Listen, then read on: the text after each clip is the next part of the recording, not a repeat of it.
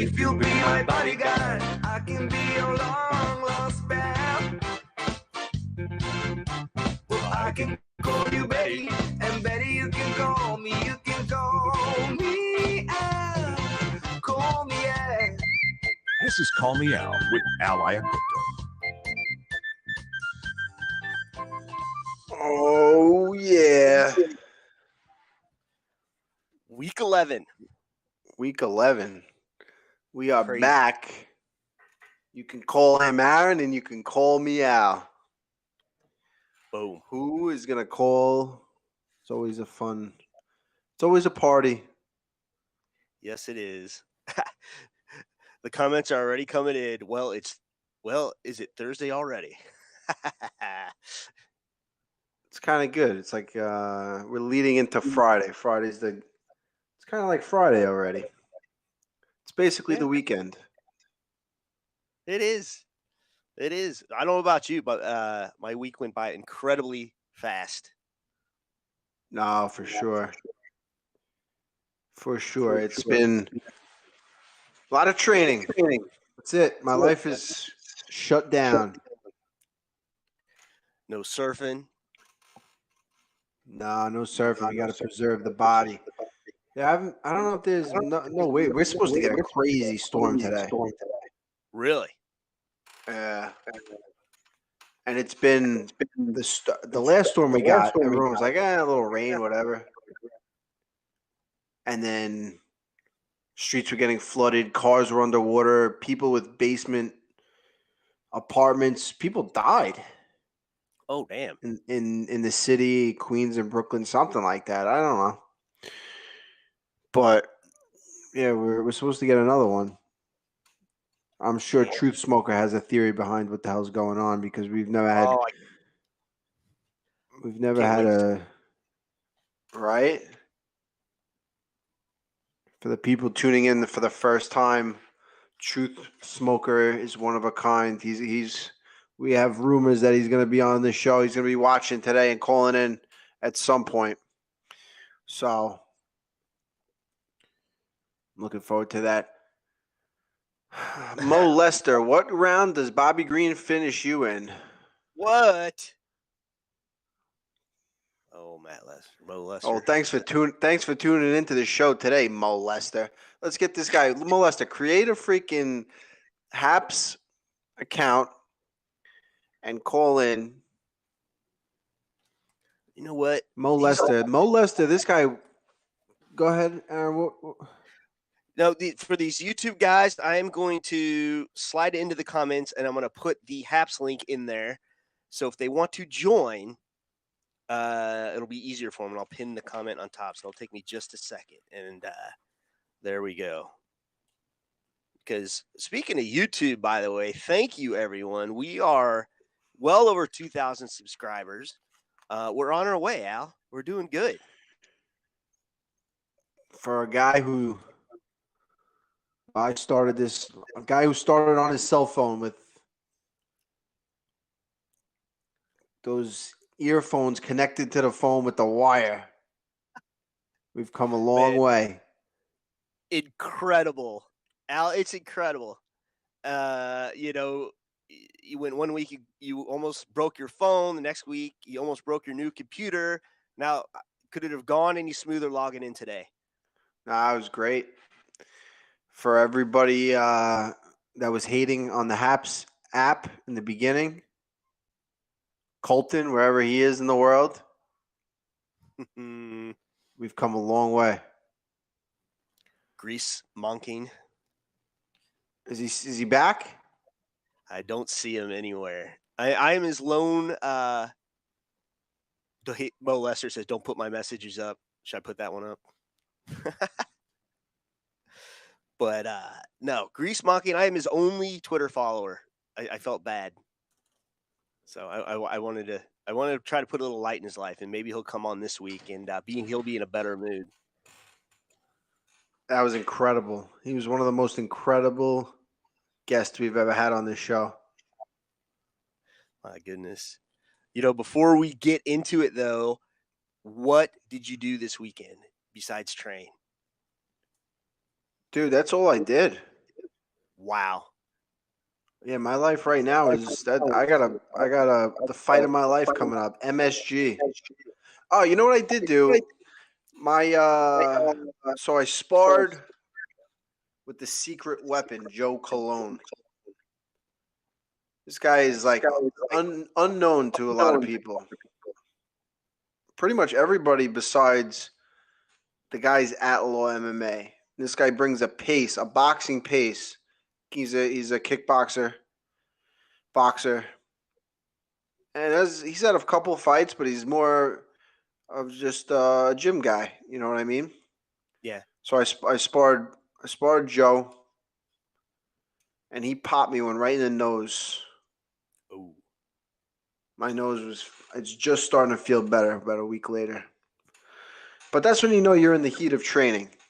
Yeah. And then with my big swollen nose, I went to the Melville Marriott Hotel where my middle school wrestling coach, who is now the wrestling coach for the high school, Coach Ray Hanley Sr., was inducted to the Long Island Wrestling Hall of Fame,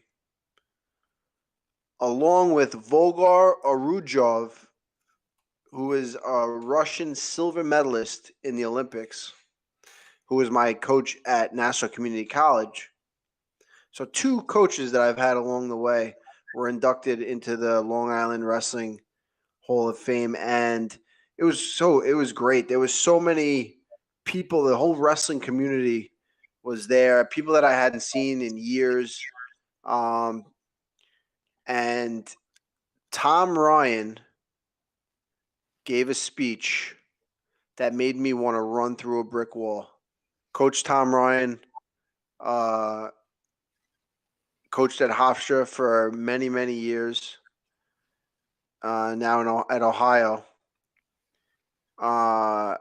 Came back and, man, did he give one hell of a speech. Crazy. But my coach got inducted into the Hall of Fame. Coach Ray Hanley Sr., shout out. Wantagh Wrestling, the Dynasty. They are now a dynasty in wrestling. They read off the amount of county championships they've won.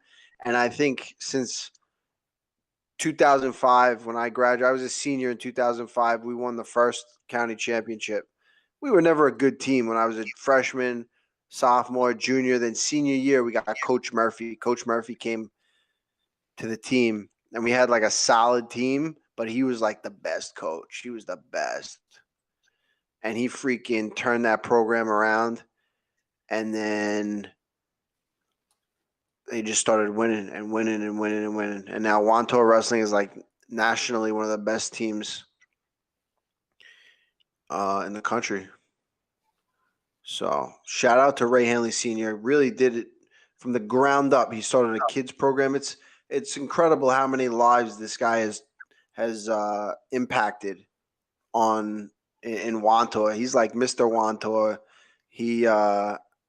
I went to high school with his daughter Colleen, and his son Ray was a senior when I was a freshman, and I just looked up to this guy. So that was a big thing. That was my big thing for the weekend.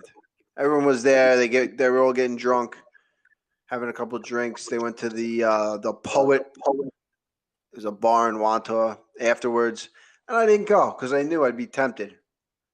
You have one. Yeah. I didn't have one, not one, because you have one, and then it turns into 10. 10 turns into who the hell knows? Nobody remembers after 10. Yeah, that's it. You wake up and Mo Lester. Why are you here, dude? You have nothing to do on Thursday night at 8:00 p.m. Eastern time. Then come on. A guy that's just trying to do something. I'm trying to do something here. Put on a show, and you're going to come on. If you're going to do this, create a Happs account. Come on the show. You can call in. If you create a Happs account, Mo Lester, you can call into the show, and we can talk about it. Otherwise, get the hell out of here. We don't want to hear, how the fuck did you lose to a washed Cerrone like that? Wow. Cerrone was on a win streak, I think, when I fought him. I'm And then he fought me, and then 2 weeks later he fought Tony Ferguson, and then 2 weeks later he fought somebody else, and then 2 weeks later. So I think I had him. I think I fought 5 rounds against a pretty tough Donald Cerrone. Oh yeah. Not one of my best fights. No, let's not forget he was doing pretty well against Tony Ferguson until he blew his nose.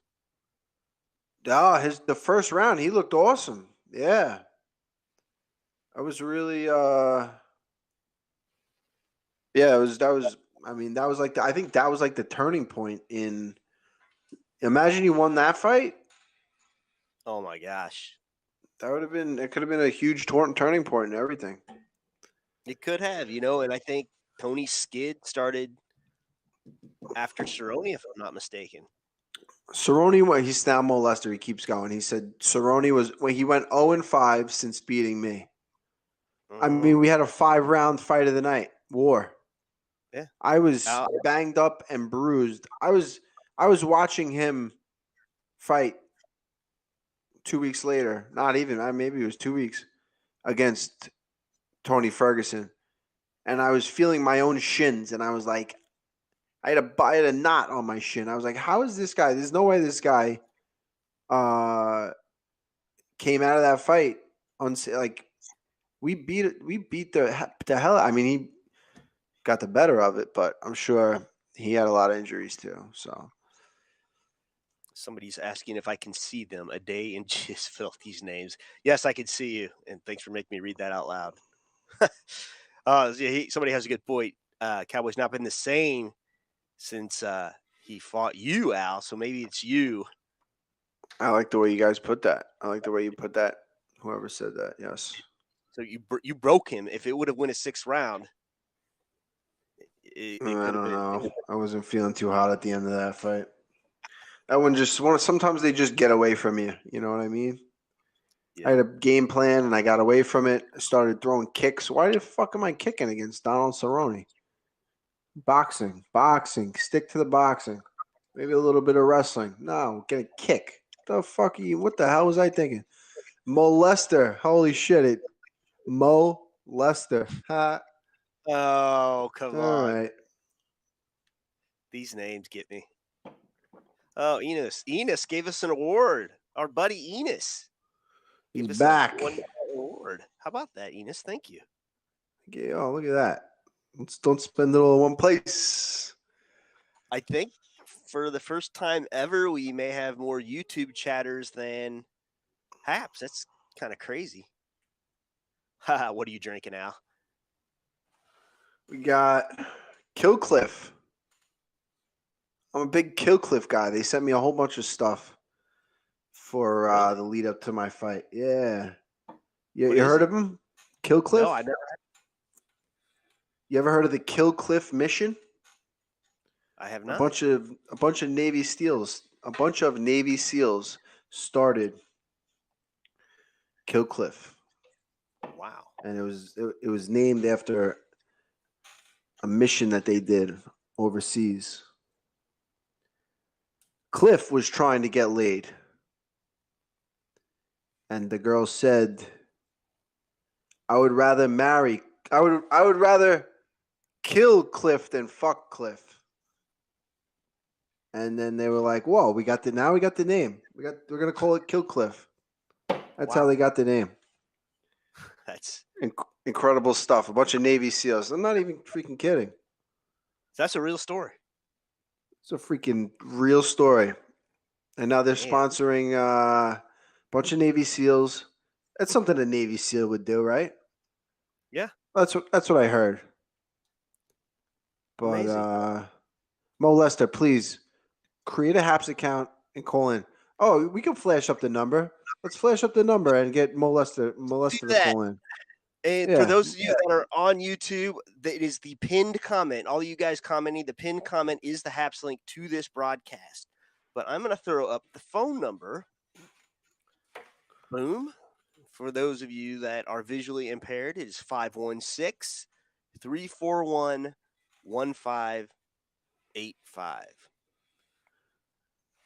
Throwing up the 516. Hey, Strong Dave. Nassau County number right there. I thought that was a nice touch, right? Dave Oh, Fretz's beautiful. here, the man responsible for the brilliant artwork. He's saying he's taking a work break for entertainment. My man.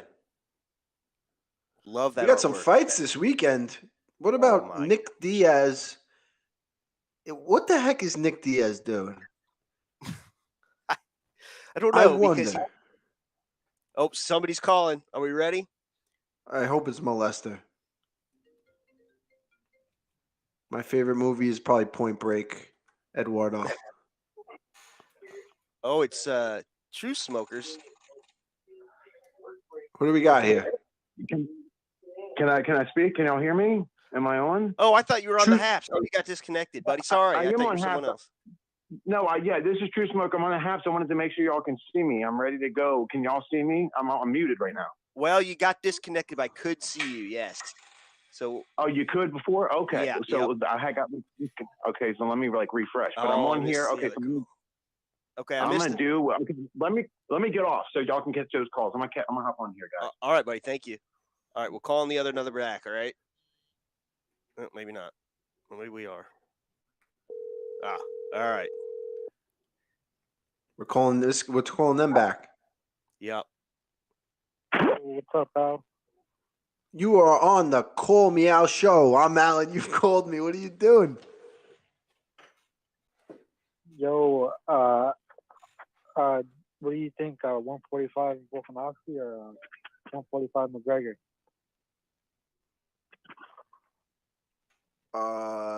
You're asking me like a hypothetical who would win? Yeah. 145. Probably McGregor. I would go with McGregor, right? Good question. We'll never know. But I would have to go with McGregor at the McGregor that fought Jose Aldo. I think we're going with McGregor. All right. I think he hung up already. We had another missed call. Let's try to call this guy back. Let's call him back. Call. But yeah, Nick Diaz, this guy, he gets to the event and he's like, yeah, let's make it a 185. What's going on? What is going on? You're on the call. What's that? I just want to make sure I'm calling the right number. You're calling the right number. Who am I speaking to? You're talking to Steve. I'm from Westchester. I'm close. Steve from Westchester. What's the deal, brother? Not much, man. Not much. So I'm a big Tough fan, and I had a question for you. Do you still keep in touch with those guys? And would you be a coach one day? I would love to be a coach. Coach. And yeah, I still keep in touch. You know, Instagram and Twitter, they're beautiful things because you can kind of like keep in touch with people without like really keeping in touch with them, you know? So I see what they're doing. They see what I'm doing. Every now and then I'll comment on something and we'll have like a little small conversation. But yeah, I mean, really, Mike Chiesa is probably the one that I keep in touch with the most. Do a bunch of training whenever I see him at a UFC or we're at the same event, we get some training in together. Guy that I respect a lot. So yeah, definitely keep in touch with a bunch of the guys, Mike in particular. Man, we had such a great show, so many interesting characters. It was kind of a shame it was on Friday. They aired ours on Friday night. So I think it didn't get as many views as it should have. It was live on Friday night. Yeah. Which was kind of a bummer because people are usually doing shit on Friday night, you know? I watched all the seasons during the pandemic, even the Chinese ones, bro. Damn. Wow. Oh, yeah. I'm all caught up, man. But I'll see you at MSG, Al. It was great speaking to you, my man. I appreciate it, brother. I'll see you there. It's going to be a good one. All right, man. Take it easy, guys. Yeah, so let's get this thought out because your phones are blowing up tonight. I think I had one more missed call, but you keep wanting to talk about Nick Diaz. Oh, somebody else calling. Get him in. All right. Everyone's calling in. I'm liking the energy tonight. We got a lot of positivity calling in. Yeah. Who do we got here? Hey, Al. Hey, Hey. Aaron's John from East Meadow. John from East Meadow. What's up? Yeah. And East Meadow in the house. Nassau County's finest. Nassau County, love it, man. Newbridge Road, man. The home of Matt Serra. Wow, that's the main event. East Meadow. Shout out. That's right. That's absolutely right, man. So, yeah, Merab, that's the main event for me this weekend. Oh, man. 100%. That's a freaking fight, man. But Merab is just he is on point. I sparred with Merab about 2 weeks ago. He was going 500 miles an hour. By the time I was able to catch his timing and like figure him out, he had exhausted me. So he is the best I've ever. He really is. Yeah. He's his movement is like no one else. He always moving his head. He's a little bit erratic with his movements. His takedowns are timed. You don't know whether he's coming in for a punch. You think he's taking you down. He punches you. You think he's punching you. He's taking you down. That guy, and what a great person. So I'm looking forward to that fight. What are the odds on that fight? Do we have any odds on it? For Merab, yeah. So Moraes, the plus money's on him. He's the underdog at plus 205. Wow. It's kind of crazy. I listen, all respect to Merab. I did not think the odds. I think Merab is going to win, but I did not think the odds would be that much in favor of Merab. So love it. Wow. I do too. Yeah, people know what they're talking about. I'll tell you what, man. You're going against Merab, you're just as good as dead. That's the way I feel. I love it. And all right, you guys. You know what I did? You know, I signed in with the Happs and everything, and but I wound up calling in. So you know, maybe next week. But I love the show, and Aaron, you're awesome, and Al, obviously, you know, hometown hero, hometown friend. You're the greatest, and can't wait.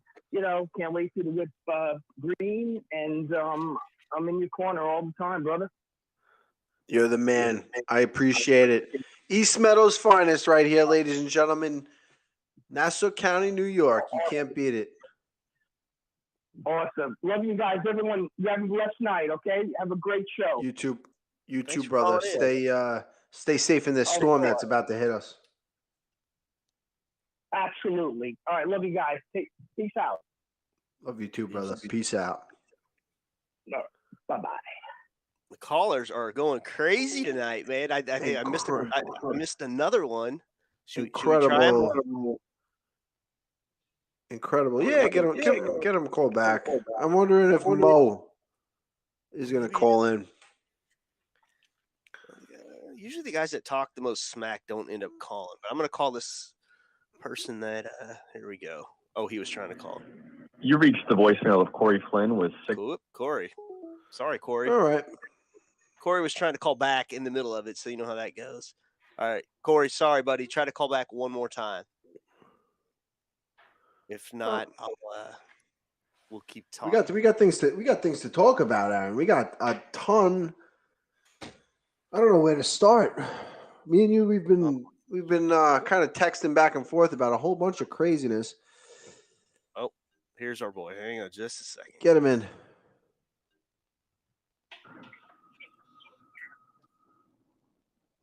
Hello. Hey. Welcome to the Call Me Al show. You're calling Aaron and Al. All right. What do we got? All right, Big Al. I got a question. What do you think? I saw your aerial interview. Are you going to get that bouncer that choked out Dillon Danis on the show? I think that would be huge. So I'm glad you brought that up. I was contacted by an anonymous Twitter account through, Aaron and I, through the Call Me Al Twitter, and they dropped a tip that someone was going to be messaging me on Instagram, and this was going to be the bouncer. I'm skeptical. I'm like, you know what? I don't know if this guy is probably going to be some, some jerk off just trying to bust my balls or waste my time or get a little, get on the show and act like he's the bouncer. But then when this guy messaged me, let me pull it up on my phone. The message. I'll pull up his picture real quick while you're doing that. This is Chase the Bouncer. Chase the Bouncer right there. That's our guy. Now, if you look at that picture and then you take a close look at the video, it's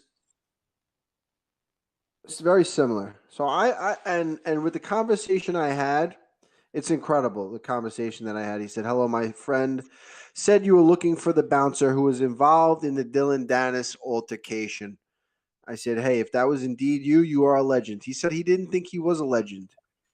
He didn't even know who Dillon Danis was until someone told me.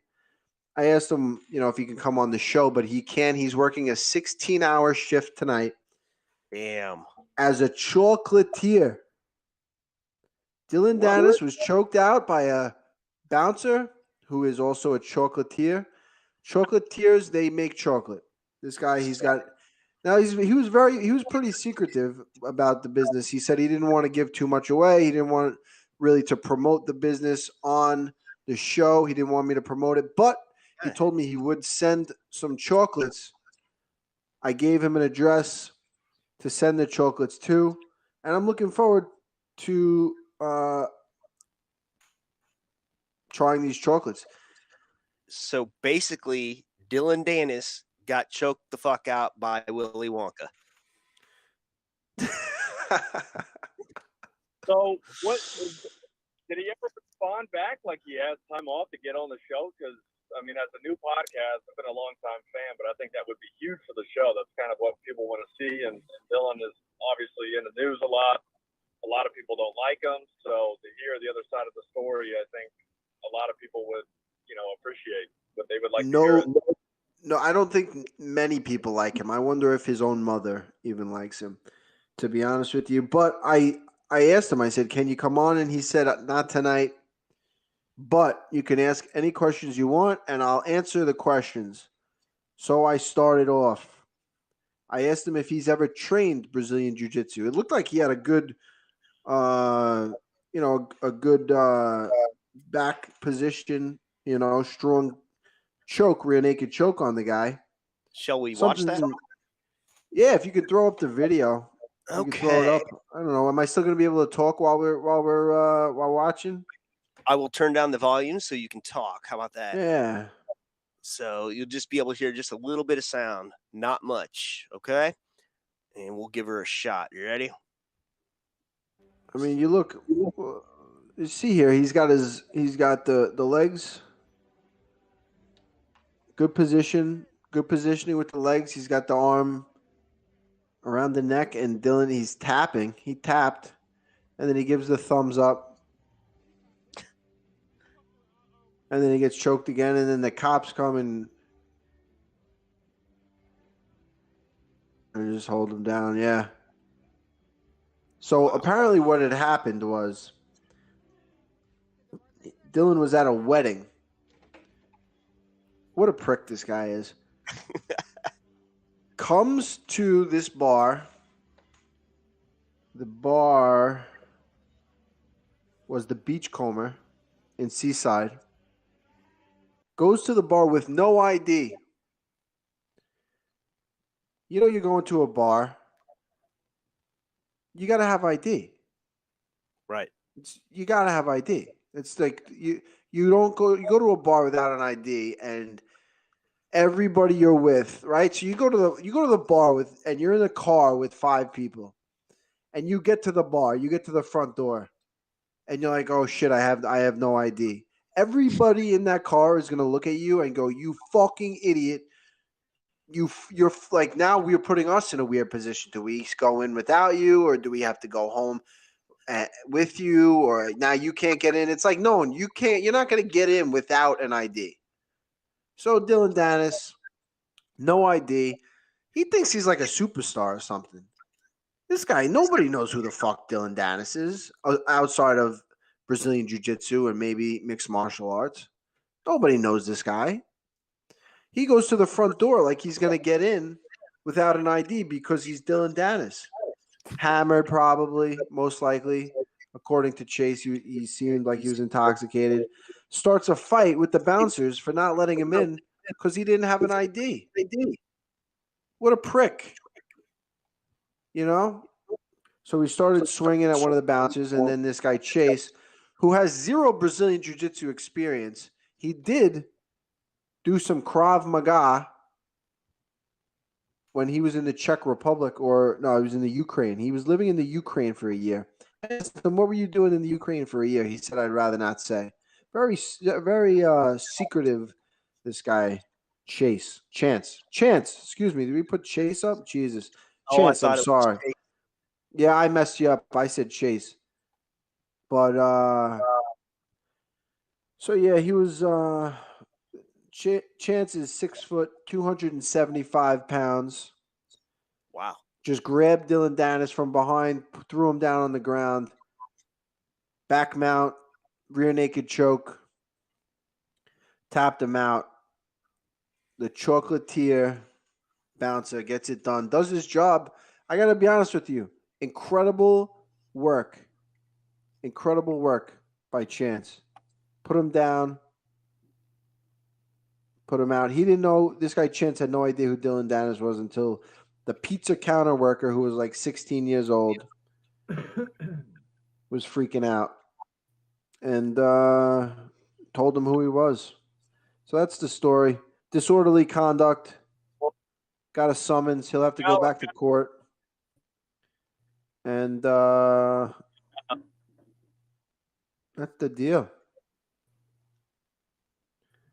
Hey, you don't by chance know Connor Benedict, do you? For the UFC in the production department. What's going on here? I'm hearing somebody, Aaron. I think it's Shaun in the background. Shaun, mute your mic if you can, buddy. He's out. It says he's muted. Oh, Shaun is the one that Shaun is Australia guy, no?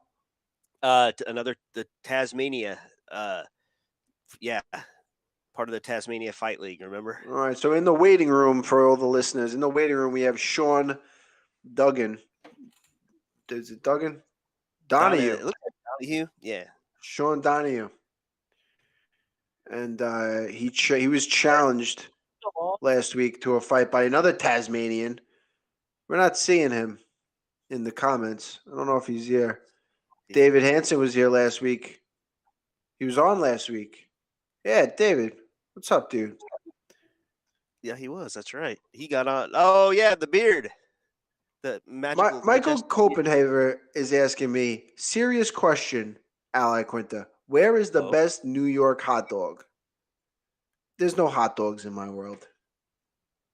I mean, I guess you'd have to go to the city and get one of those dirty water dogs, maybe.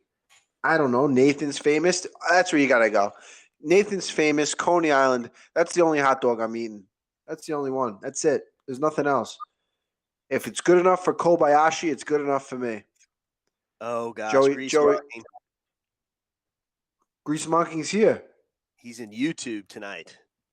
What the fuck is he doing on YouTube? I thought he was going to do he created a Happs. He did.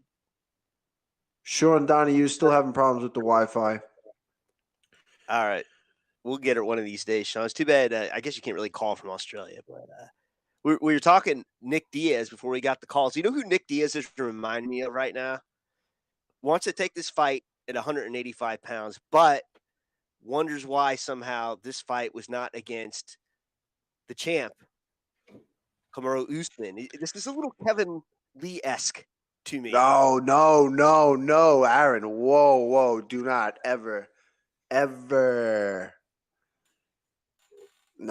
I'm gonna print that in here.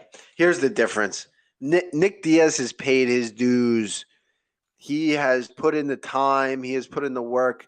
Listen, I gotta be honest with you. I think he's just trying to make a buck. These guys are both in their late 30s, right? Excuse me, 38, 39.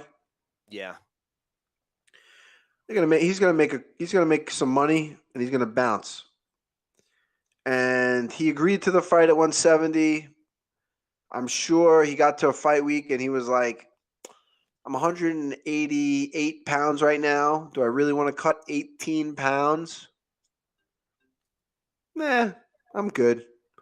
He knew Robbie Lawler is the kind of guy that would just be like, yeah, I'm good. So, and listening to the interviews, Nick Diaz, he doesn't pull any punches. He tells it as it is. I heard his interview with Brett Akamoto, and he tells what's on his mind. He's like, he never liked fighting. He can't get away from fighting. Pretty much, I think he's just he might be a little strapped for money. You know what I mean? And he did put his brother over, and his brothers made a lot of money. And I'm sure Nick made a lot of money, but I think over the last 4 years, he's been living a pretty flashy lifestyle. And that's a lifestyle that, you start living it, you got to keep living it. You can't go back to the old Stockton, living in wherever he was living. I'm sure he was, Yeah. He's traveling to Vegas all the time. You see him in Vegas. He's at all these guy's having a good time in life. He's earned it. But now it starts to wear thin a little bit. And so what do you got to do? You got to take a fight. That's it. He goes in there. He's paid his dues. He'll make some money. Everybody is looking forward to it. But he's fighting Robbie Lawler. There's a fight that is a rematch, 17 years in the making. Crazy.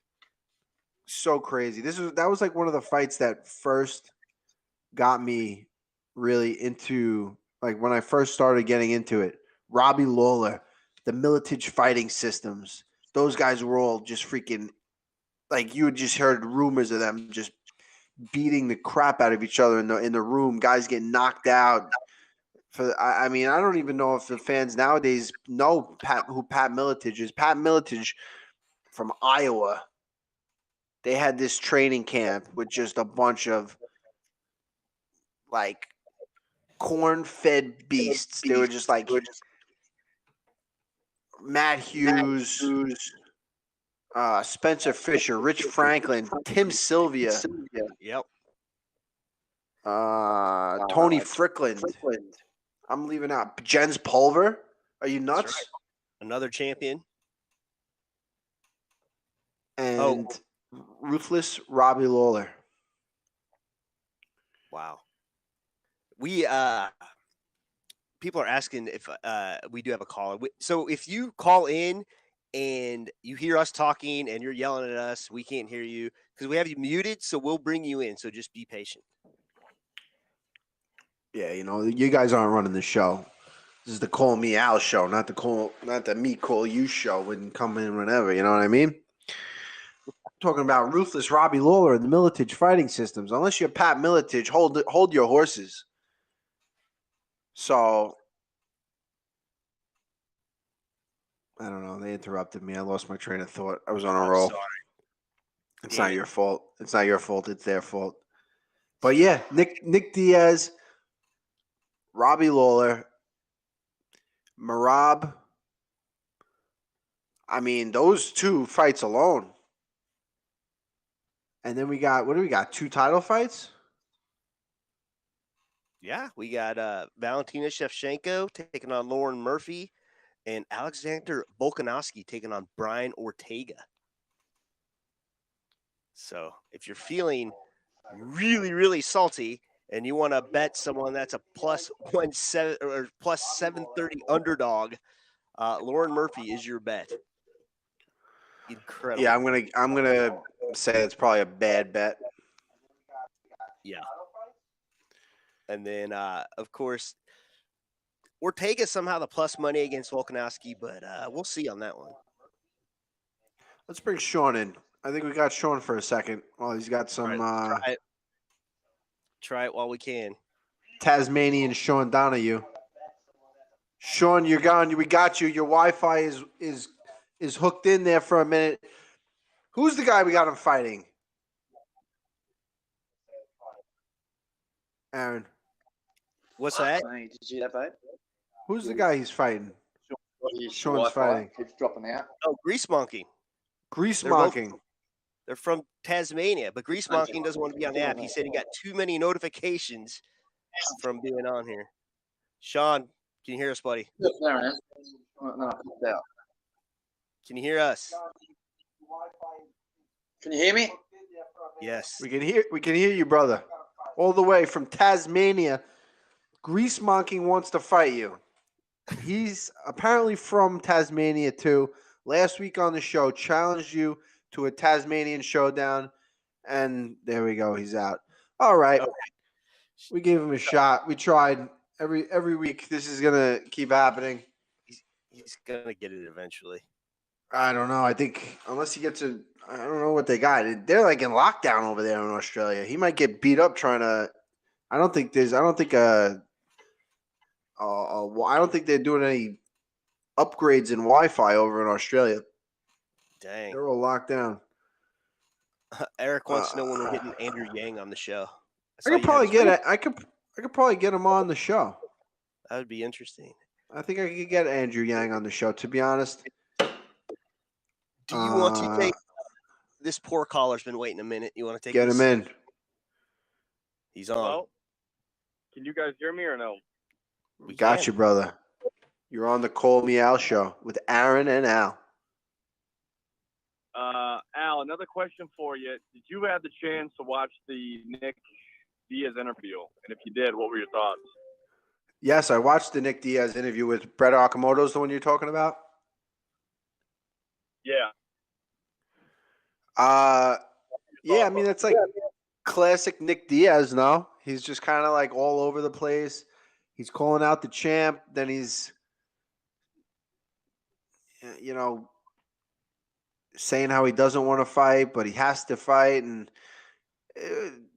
definitely, yeah, I mean. At all, but did you have the chance to, he's a legend, right? I mean, respectfully so, you guys are kind of like in the same class almost. I know he's a bit older, but a lot of the comments were saying people are going to look at the video and say, it was a cry out for help.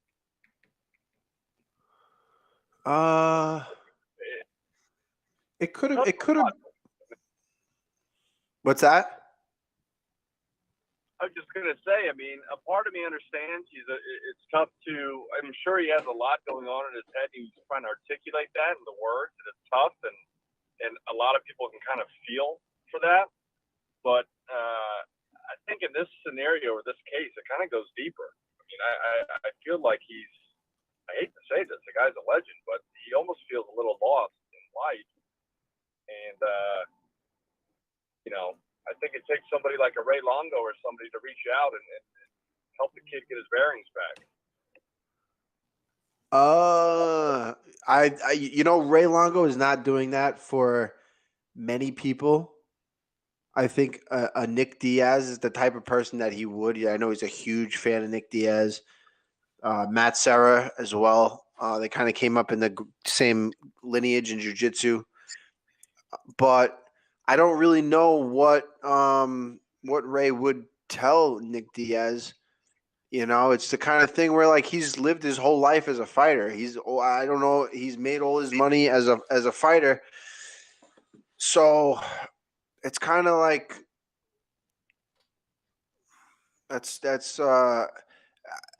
he's got a gym, doesn't he? I don't know. I don't know if this is just about the money or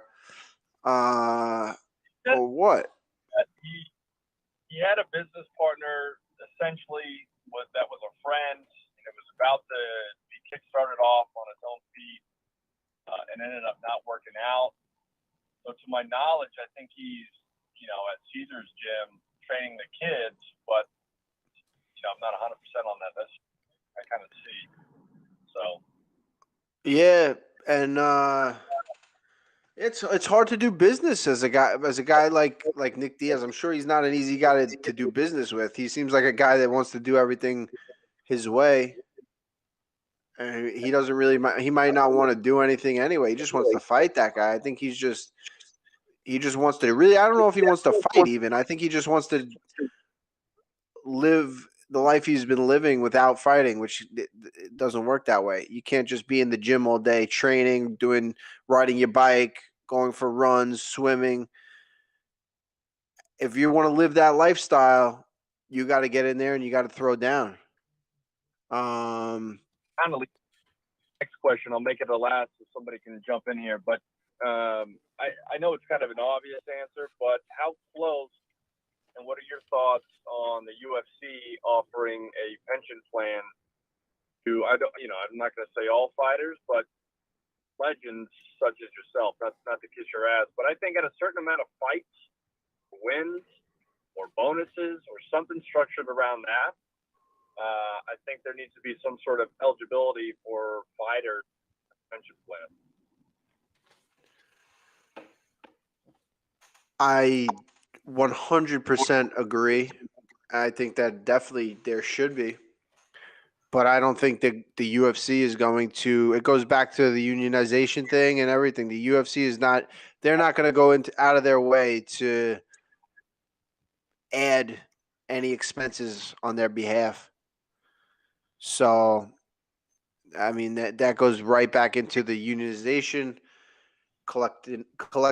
collective bargaining, and all this stuff. It's just, the UFC has their bottom line, which is to bring in as much money as they can, and they do that by limiting, their expenses, and that would be another expense. So I don't see them volunteering to do that anytime soon. But I think it should be 100%. A guy like Nick Diaz definitely has put work into the UFC to where he's helped the UFC. It's like a partnership. They've gave him a platform to perform, and he used that platform to grow his brand, and he also grew the UFC's brand for years to come.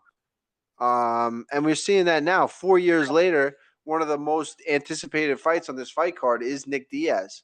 So, but again, if he was getting a pension, would he be fighting? I don't know. So is the UFC going to jump at putting a pension system together when a guy might not do one or two last fights, big payday fights, big draws for the UFC if they have, if they have a pension? And that's why there has to be for that to happen, there would have to be a union. The union would have to, or a players association that,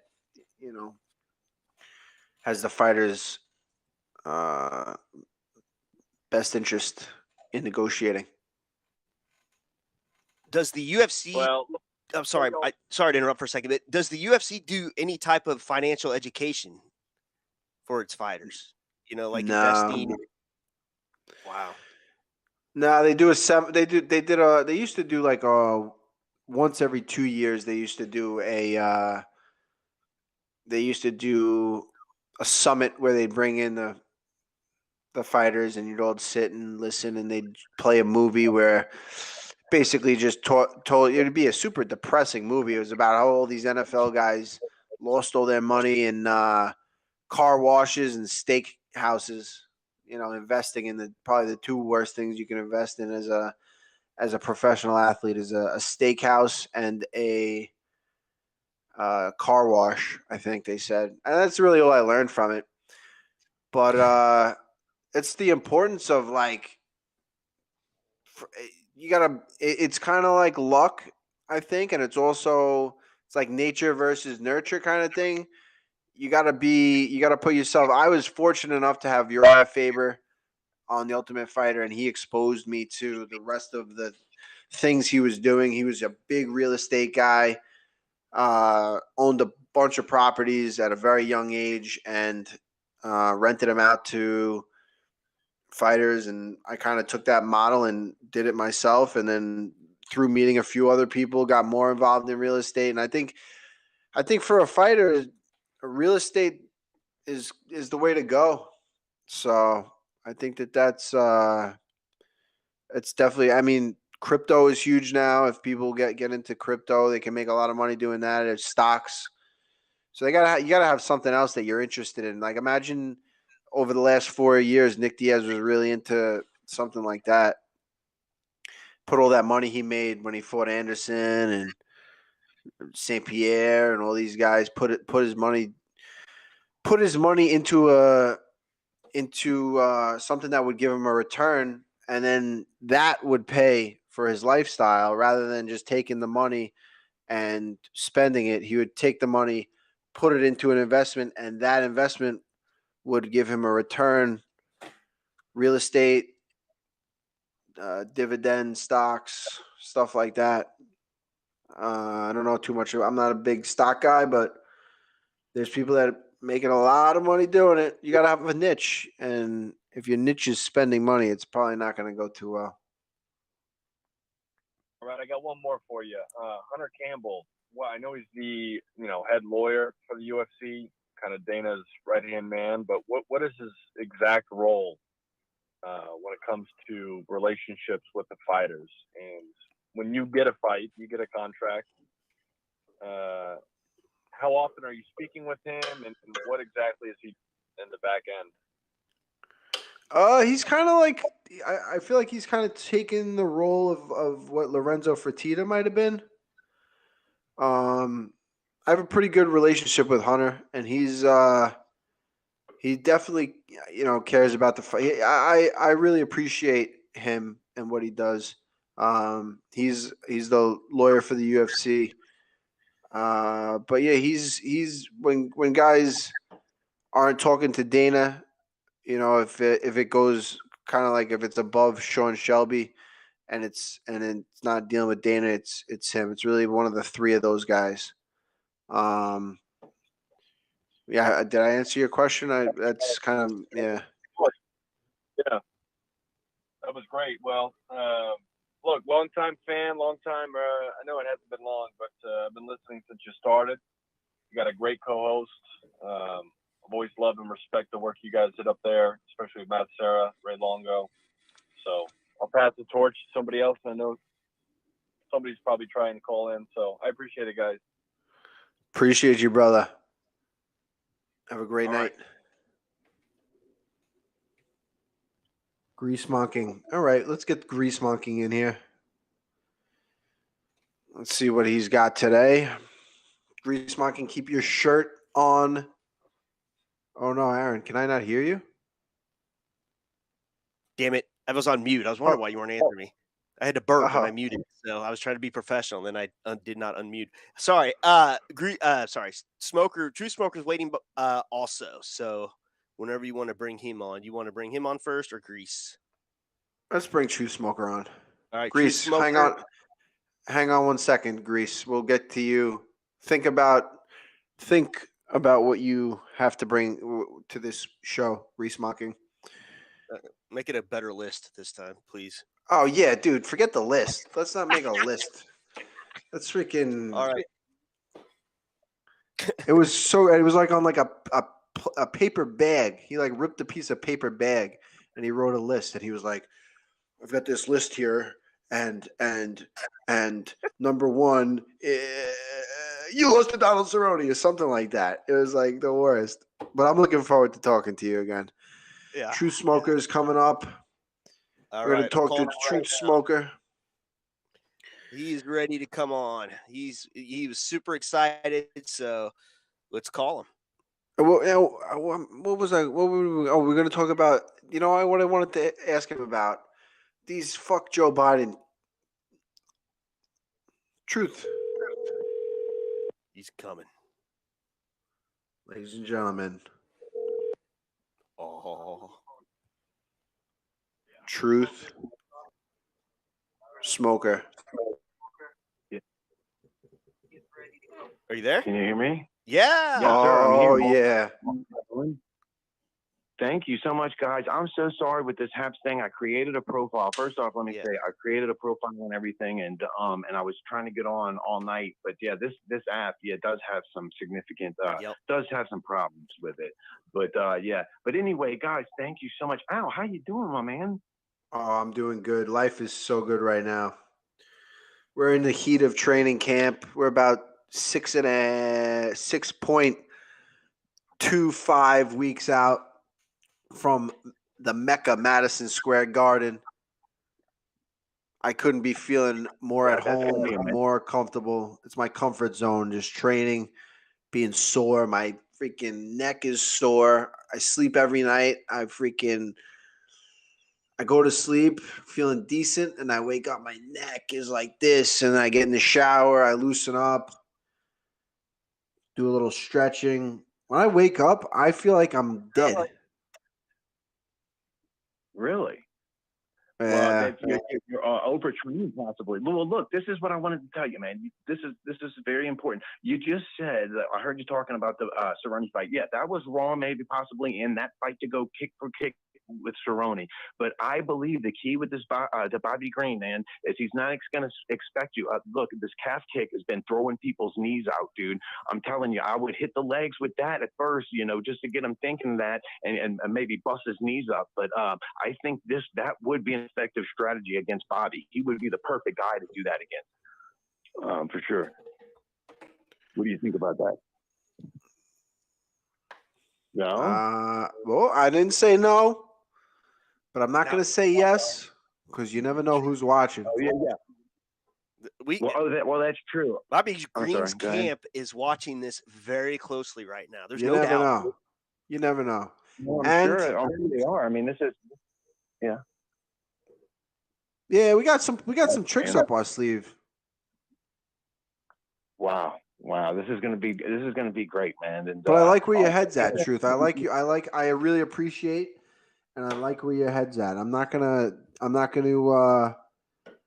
deny any of the things that you're saying I should do. I'm not gonna say no. I'm not gonna say yes. But I like where your head's at.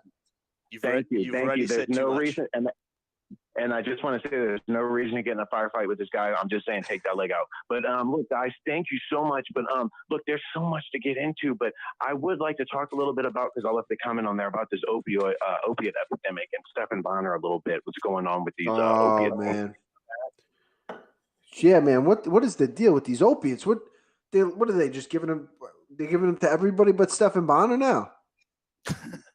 That is, that is the misconception. Now, the thing is doctors are so afraid to write them. And the people that do have chronic pain problems like me, i.e. Stephan Bonner, and people like that have chronic conditions, we can't get help. And the problem is, people have the whole opiate epidemic wrong. They think, when you think of opiate epidemic, the normal brainwashed person would think that, would say, okay, well, this is what's going on. Holy shit! Guys, I'm really nervous, so just bear with me here. I just blacked out for a second. But okay, so you would think that it was some doctors writing too many pills, but no, that's not the case. What it is people aren't getting the doctors are afraid to write. Okay, so they will not write any pain medicine. They're so afraid of. So people, what they do is they go to the heroin on the streets. It's a lot cheaper and stuff like that. Well, the thing is the heroin has the fentanyl in it, and this is all set up. This is all planned. People, they knew that this was going to happen. Everything's played out. As they call the world stage is what they do. But anyway, they put the fentanyl in the heroin, and that's what's killing people. People are dying from fentanyl overdosing. Now, they're not dying from opiates that the doctors write. Now, let me ask you, isn't that what you thought? When I said opiate epidemic, you thought it had something to do with doctors writing medicine, correct? Well, yeah. I mean, weren't in the past they were just writing them out to anyone, right? That was never the problem. See, everything there was never all these deaths and stuff back then. Everybody was doing fine. Now, when you would mix it with the Xanax and stuff, yeah, when you mix your pills, it's not good. But the thing is no, it wasn't near as bad as it is now. They scared the doctors in so much and put so much fear into the doctors to write, and they think the doctors have like a god complex, right? My uncle's a doctor. His name's Chris, and he's a doctor, and he's a doctor in Florida, and he's the biggest asshole. And he thinks that everybody that needs pain medicine is trying to get over on him, and it's a drug addict. And this is the story that I get my whole life. So whatever, me and Stephan Bonner, people like us, we have chronic pain issues. We can't get help with this. But it's not the pills. The doctors aren't writing if the doctors are writing the medicine, and everything would be fine. You know, we wouldn't have this epidemic or anything. You know, it's the fentanyl on the streets that's killing people. You know, out here in Kentucky, every pill you get on the street is pressed with fentanyl. Did you know that? Every single pill. It would look just like I've never seen this in my life, but I swear, and I'll tell you, I've never seen it in my life until I lived in Kentucky. And you get a pill and take it, and the Xanax will have fentanyl in it. And it's absolutely insane. And it looks True Smoker, like what can we do? What can we do?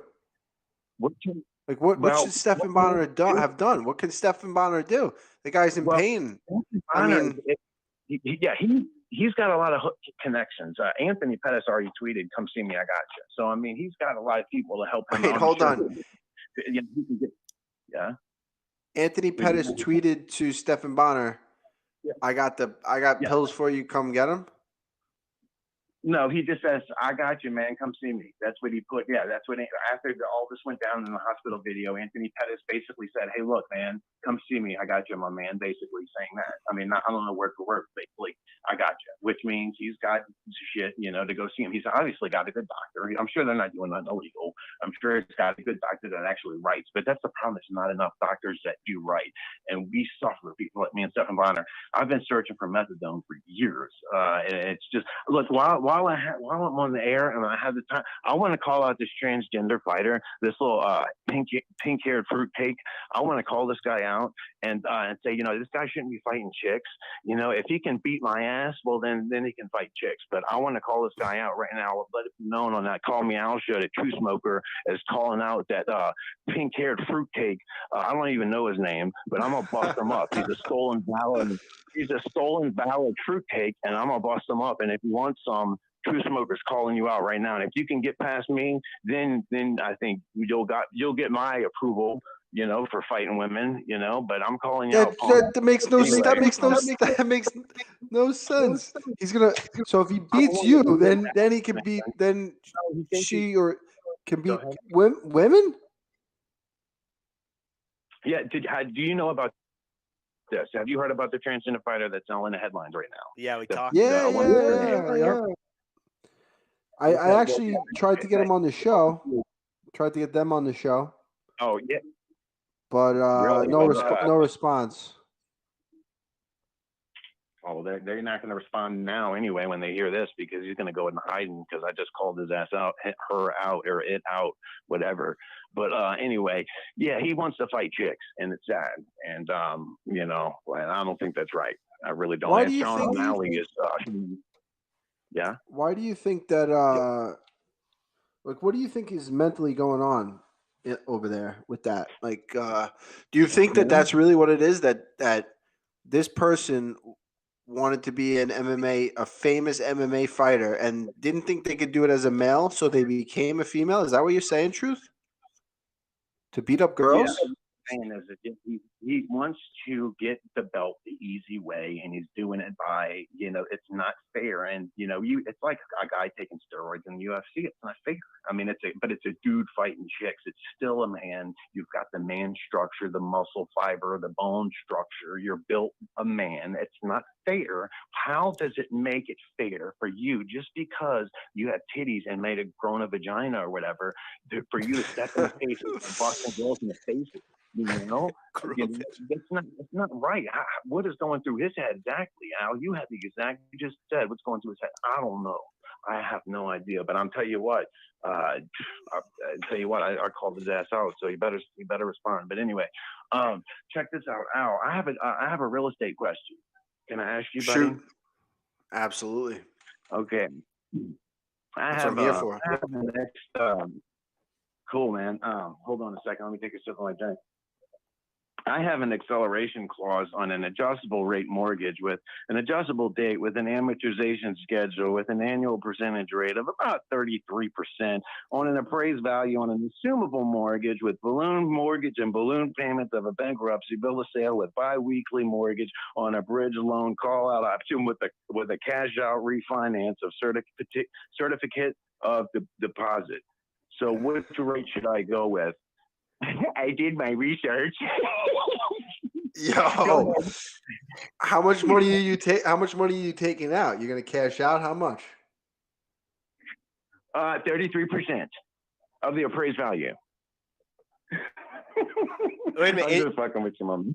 You gotta talk. If you're doing it all, Is there an actual answer to that question? Yeah, my answer is you got to talk to a mortgage guy. I got a great mortgage guy for you. Oh my God, I was trying to keep up with that. Yeah. I made it to the cash out refi part, but I don't know. You lost me. You lost me there for a while, but well, that's just what we call real estate talk, baby. You know what I'm talking about. You know? I got you, man. I got you. Just keep buying. Buy them up. Yes, sir. Yeah, go ahead and Bitcoin and Microsoft also. But anyway, so I wanted to say this. I don't want to take up too much time, but look, guys, I wanted to say something about Al. I wanted to say something. When you fought Khabib that one time, this is personal. I want to be selfish. This is for me, because Al, you're like my favorite fighter, and it's an honor to just speak with you. And I just want to say, when you fought Khabib, you were supposed to fight Paul Felder, and I remember that so well because I wanted to tell you this story real quick. Paul Felder stole your line when leading up to the fight. And I don't know if anyone ever told you this, but he started saying after you said it first, he's like, I hope it's not a long fight. I want it to be a quick fight because I don't want to be in a war. You know, and he said the same exact thing that you said after you said it.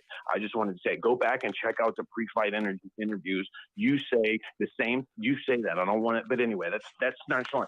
The point of the story, Al, is that I was telling my assistant that night. I was saying I want to see him fight Khabib. I think he can beat Khabib, you know, and that happened. That fight fell through, and I was praying. I was like, you know, God, I was actually praying to God. I was like, man, God, will I ever get to see this fight? Will this ever happen? I know it sounds superficial or whatever, but whatever, you know, I was just, you know, praying to God or whatever. And it's like, will that fight ever happen, you think? And then it freaking happened. You fought Khabib, and it was crazy because you were like, you hadn't, you know, he was a champion and you were still, you know, you had to work your way up a little bit, but you got like a shot that, you know, a shortcut, boom, you stepped in line. And it was so crazy because I thought that you would have had to go. I always knew that you were going to get the belt. I always said that you were going to have the belt before you retire. You'll have that belt.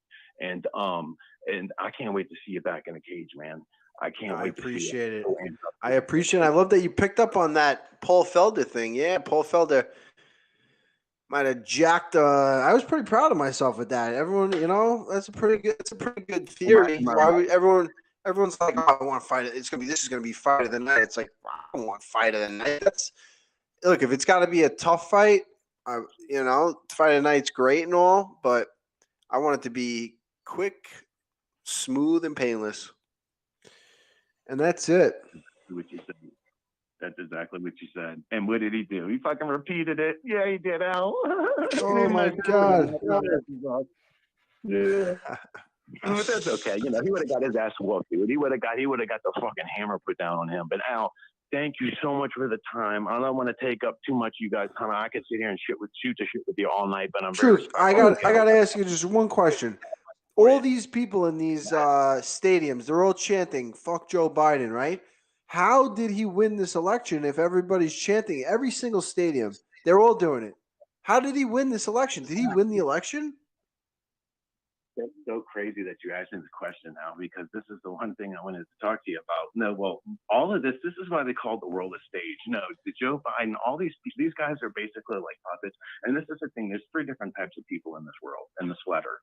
There's three different types of people. They are the blind and brainwashed, which is a usually normal citizen. Then they have the people that are truthers, awake, and then they have baby truthers. Now, the people that are brainwashed obviously believe all these things are true and believe that politics are real and that the stock market is real and all this shit, like it's not rigged up and all this stuff. But anyway, so and then you have your truther, which sees the lies. Me, I see the lies. God gave me a gift to see lies and stuff like that. And he gave me this gift, and I can see it. I can spot and fake an actor on TV. But anyway, and then the next thing is, okay, what do we have? We have that baby truther, and that's somebody the baby truther. He's somebody that will say, hey, you know what? We didn't go to the moon. I know that's bullshit. They're lying, but you know what? I'm going to go vote. That's called somebody in half truth. But anyway, yeah, politics are fake. The whole Joe Biden thing is bullshit. He's a pedophile anyway. Most of the elites, he's not an elite. See, he's the president. He's on the bottom of the totem pole, actually, for the people that really run this machine. The president has no power whatsoever, obviously, honestly. really doesn't. Politics are fake. All this shit is already set up. The president's already set up. I mean, why don't people that vote look at the voting system? The votes get made by the electoral colleges, elect the voters, elect the president, or whatever. It's not the people voting. You know, I mean, it's just the whole voting system's messed up, and the whole thing is screwed up. But you know, it's fake. If you want to ask me in short form, politics and all this shit is fake. There's things are played out the way they're supposed to go. It's all the pre-programming stuff. Everything is laid out. And Legion Big explains it well. But all I can say, I don't have the answers for everything out, but this is what I can say. I can see the fucking lies, and I know they're lying to us, and that's called the truther. And we don't, with NASA lies, you don't, honestly. But I mean, I don't know where to start. But let me give you a second to talk. Go ahead, buddy. What was your next question? What was that question? I'm sorry. They're all chanting fuck Joe Biden. Oh, Biden. In these stadiums, everyone's chanting it. How did he win this election? If everyone does, I'm like, you know what I mean? This is crazy. This is our president. Please don't vote. This is the thing, Al. This is the thing. I don't expect you to listen to me and to agree with me and say, this guy, I don't expect you to say, well, to say, hey, well, the earth is flat and stuff like that, and like expect you to think that I'm just a regular guy. Look, honestly, I see the lies, and if you just give me anytime, if you just give me 5 or 10 minutes of your time, anytime off air, I can just send you a couple of links or something, or I'll send them on that thing. And if you just watch them, just promise me you'll watch a couple of things. I'll personally pick out some things, a couple of links to send to you, and if you can give me 2 minutes of your time and watch it. And possibly just to see, because you have an open mind. When I look at I can see that you have an open mind and you have a lot of questions, and you're questioning the way this whole shit's being run. Am I correct? You're questioning. Yeah, well, I got a lot of questions. Truth, I got a lot of questions. There's a lot of crazy shit going on, and I don't think we're being filled in. I don't think we're being filled in. I look at this guy and. The guy can't even put a sentence together. He won you're telling me this guy won the presidency, and now everyone in every stadium and every college football, so every single college stadium chanting "fuck Joe Biden." It's crazy. The Taliban is laughing at us right now. They're going, ha, ha, ha, ha. They're going, ha, ha, ha, ha. They can't even get along. They can't even get along. The only thing that can save us right now is the freaking aliens. Yes. The aliens attacking us right now is the only way the planet Earth would come together, is if the aliens attacked the planet Earth, we would all come together, and then there would be no hate. All this shit would be over with, right? Truth? Are there even can there be aliens? Absolutely not. No, absolutely. Let me ask you a question. Do you read the Bible? Do you go by the Bible? Can I ask you that on air? I don't have anything against people that do, but I read the Bible when I was on The Ultimate Fighter, and in the first, I don't know, maybe it was the version I got. But the first couple pages, Joseph was like 675 years old. Mary something was like 322 years old. Is that in the Bible? I think that's the Old Testament. But the question is do you believe? Do you believe that the Bible is truth? Has truth in it? Does it have some truth in it? I do believe it has some. Yeah. Some things in that there is something to it. Okay, well, I'm sorry. Maybe what I'm trying to say is, there's several different references in the Bible to this earth being stationary and flat.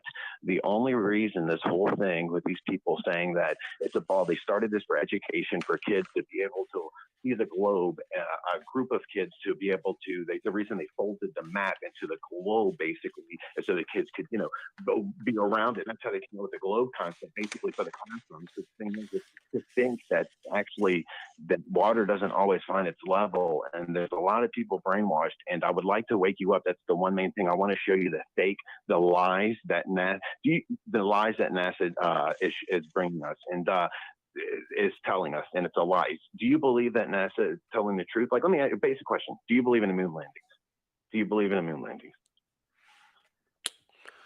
I've never questioned them as much as I do after talking to you, Truth. To be honest with you, I always thought that we just landed on the moon, one small step for whatever, one big step for whoever, and that was it. We were on the moon.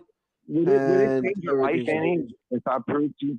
Would it change your life any if I proved to you that, like, and you actually saw and realized that was fake and it lied to us, and they're still continuing to lie to this day? Would that freak you out, or would that do anything to you? Would it just not be that big of a deal? Or if you could prove to me 100% that we never, I met Buzz Aldrin.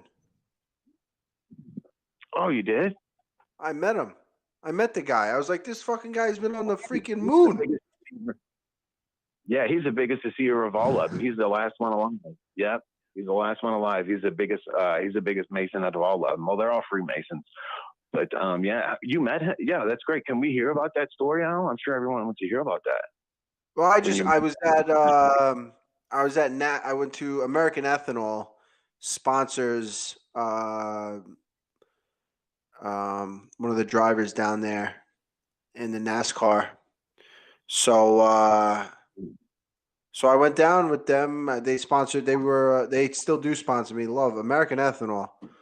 Love those guys. Oh yeah. Yeah, I went down there and Buzz Aldrin was at the NASCAR event, and there was like a question panel, and I was on the whatever it was. I forget what it was. There was like a group of, there was a couple comedians there and whatnot, and I was like, and out of everybody in the room, everyone was looking at Buzz Aldrin, and he was like, he's an old guy now. But everyone was looking at him like that. Fucking everybody, no matter who it was. I forget who was there. There's a couple like high profile comedians and sports newscasters and stuff like that. Everyone was looking at Buzz Aldrin like that. Fucking guy's been on the moon. That's the craziest shit. And that's insane that he has that many people are fooled, and that just goes, that is just so crazy. But guy, I can't wait for this. Al, the future for you is going to be quite interesting because yeah, this is great. I'm just glad that we're friends. And let me tell you something. I wish he would have got hit by one of those cars. That would have been amazing because he would have stopped the lies a long time ago. But yeah, I'm going to prove him about his choice. He's a liar. He's definitely a liar. Wow. Yeah. People are asking Truth Smoker, are you on Facebook or Twitter? They want to follow you.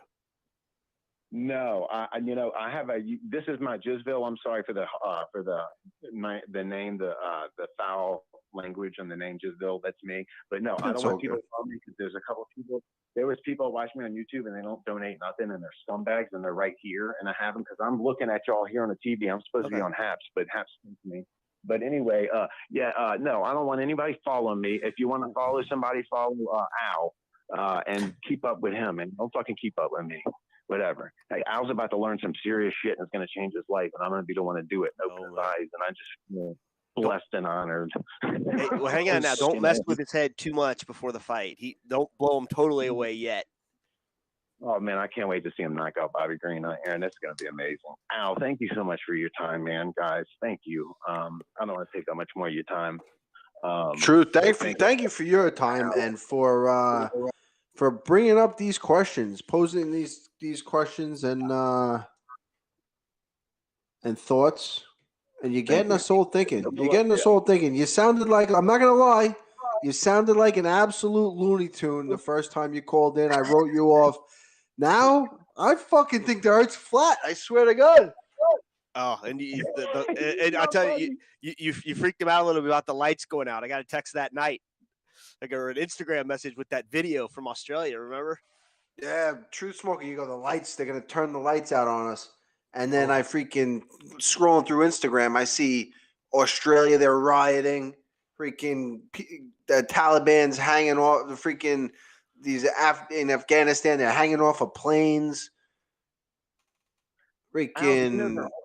They're grabbing people in Australia. The people that don't have vaccines are grabbing them and sticking them. They're giving them the jab. And be careful about vaccines on this show. Do not talk about it. Don't say even vaccines, say the jab, because they'll shut the channel down. They do. They shut my whole channel down for just making a vaccine video. But be careful with that. But yeah, they're holding. Australia is going crazy right now, dude. The Aussies, I feel sorry for the Aussies, and God bless you guys. Please hang in there and don't get that fucking vaccine. Is this just about control? Is this just about control, Truth, or is there something in this vaccine that they want in us, or are they just trying to control us? It could be anything. It could be a placebo. Bill Gates a long time ago said that that the Earth was they're coming with this overpopulated shit, Ted Turner and stuff like that. And the thing is that they do believe in population control. Now the thing is that with what's going on, what were we just talking about, guys? Seriously, the jab, Australia. Oh, the jab. Yeah. Okay. So that, that's going to kill you a lot quicker. And let me tell you something. Do not get it. Doesn't it tell you something? Because even the brainwashed people are getting it. They're saying, why are they pushing this thing like this? Why are they on the news saying, get it? Even to the normal person, they're questioning it. People aren't wanting to get it because they're like, this is weird. They're pushing it like way too much. And if they knew how Australia was right now, Australia is like really, there's a lot of shit going down and it's serious. Okay. Dude, it is so weird when I turn on Hot 97 and they have these commercials. The commercial it's like, it's like a kid, and you can tell he's like in a hospital bed. There's like noises, beep, beep.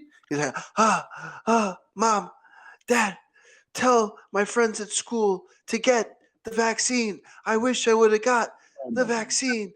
And I'm like, Jesus freaking Christ. They have a commercial with a little kid dying on Hot 97 telling people to get the vaccine. They're not saying, how many little fat kids you have walking around that are going to be unhealthy their whole lives? How many kids die in shootings in the hood and freaking certain places?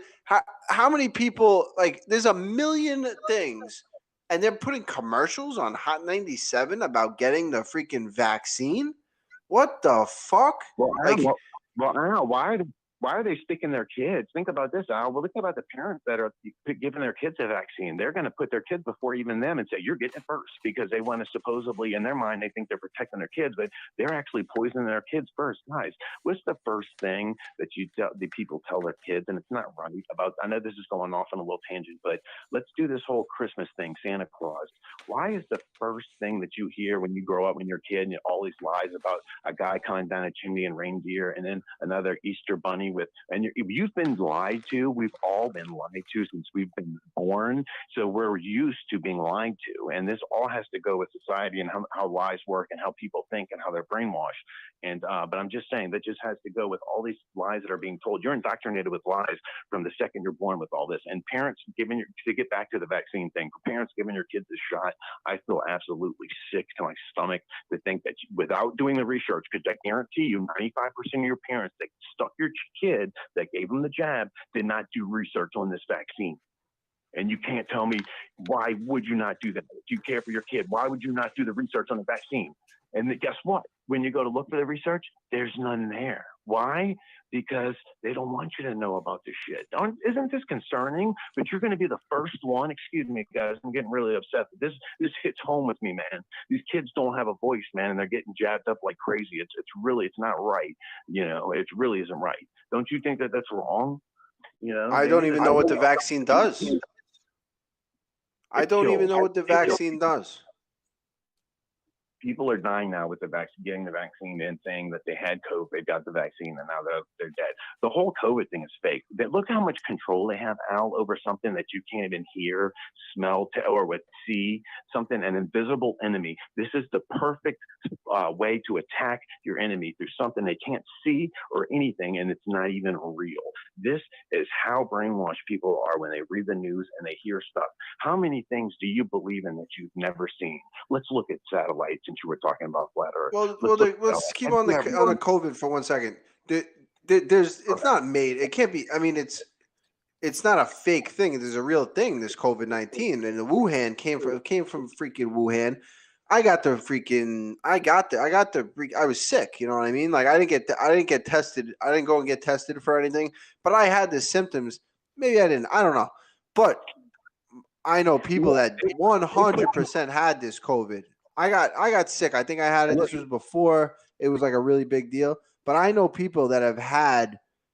They lost their taste. They lost their smell. So that doesn't happen with any other. Does that happen with anything else? What does that happen with? They get sick. It's almost like the flu. I'm not saying that they hadn't put anything out there, but let me tell you something. This thing that they're calling COVID or whatever, that it's mass killing people, the numbers are not real. That many people are not dying. They did put a lot of shit out there because I got sick too, and I hadn't gotten sick for years because I was taking Sapo, which is frog venom, and I wouldn't get sick, but I did get sick too. But you know what? Do you know each hospital we get a kickback and the doctors for every COVID case they got? And how do you know they got COVID? It'd be sent off. You don't know where it's being sent off to, and you don't know who's doing the testing to any of this. And this is the thing: people have none of this info or anything, and they just go by what they're told. Yeah, the doctor comes in and says, "Oh, it gives you a paper that says this and that." Same thing as a space launch. When they're in mission control, they don't know the difference between a real launch and a simulation. There's no difference at Houston. In Houston control, they don't know the difference. They're in a command booth. They're sitting there in the building, and they do not know the difference between a simulation. There's no difference. You wouldn't be able to tell. That's what I'm saying. But anyway, let's jump back to this thing. Yeah, it's not good. The vaccine is not good. It's not good at all. Go ahead, Al. I'm sorry. I think I cut you off. Did I cut you off, sir? I don't think so. I don't know what this is. It's a lot's gonna come out. I think it's still coming out now. Now they're saying that Wuhan, they knew about COVID in October and didn't say anything. And but this also. I'm sorry. It also causes now. It also causes division because look at me. I'm sitting here saying don't get the shot. You have the people in Australia that are holding people down getting the shot. This causes division. You have one side saying I'm not going to get it and the other side doing it. They knew that this would happen, and they're fighting over something that's not even real. If those numbers were real, life would be a lot different, guys. And it would be different. These masks wouldn't do anything with a thing like that. And it would be a lot. Life wouldn't be like this, guys. The numbers, you're being lied to. Al, is when I want to be on the show. Those numbers are not real. Yeah, I don't think the masks do anything. To be honest with you, I don't think the freaking masks do a goddamn thing. They would. Precautions would be a lot different. It wouldn't be like this. And I do think that if something shit like that would happen, they would be charging in your door like in Australia, like what they're doing. Look, this is just like 9/11. They say, what would they have to gain by doing that? Well, look at all the increased security now at the airport. It's all about money, the whole thing. I don't want to jump into September 11th because that's the whole thing. I can go down any angle you want. You know what I mean? There's so much information I'd love to share, but I don't want to be a hog. The COVID. Yeah. So there's like you said, there's so many angles you can go, but they're like, you're telling me there's not traumatic. For a lot of people, this is like a traumatic thing. People, substance abuse, you're locked in your house now. What if you're locked in your house? Yeah, for these celebrities, they're locked in like these big freaking beautiful houses and they're like freaking life's great. But there's some people locked in like little apartments somewhere. What the fuck? You telling me that it's like you're putting someone in jail that didn't commit a crime? They're just living their life.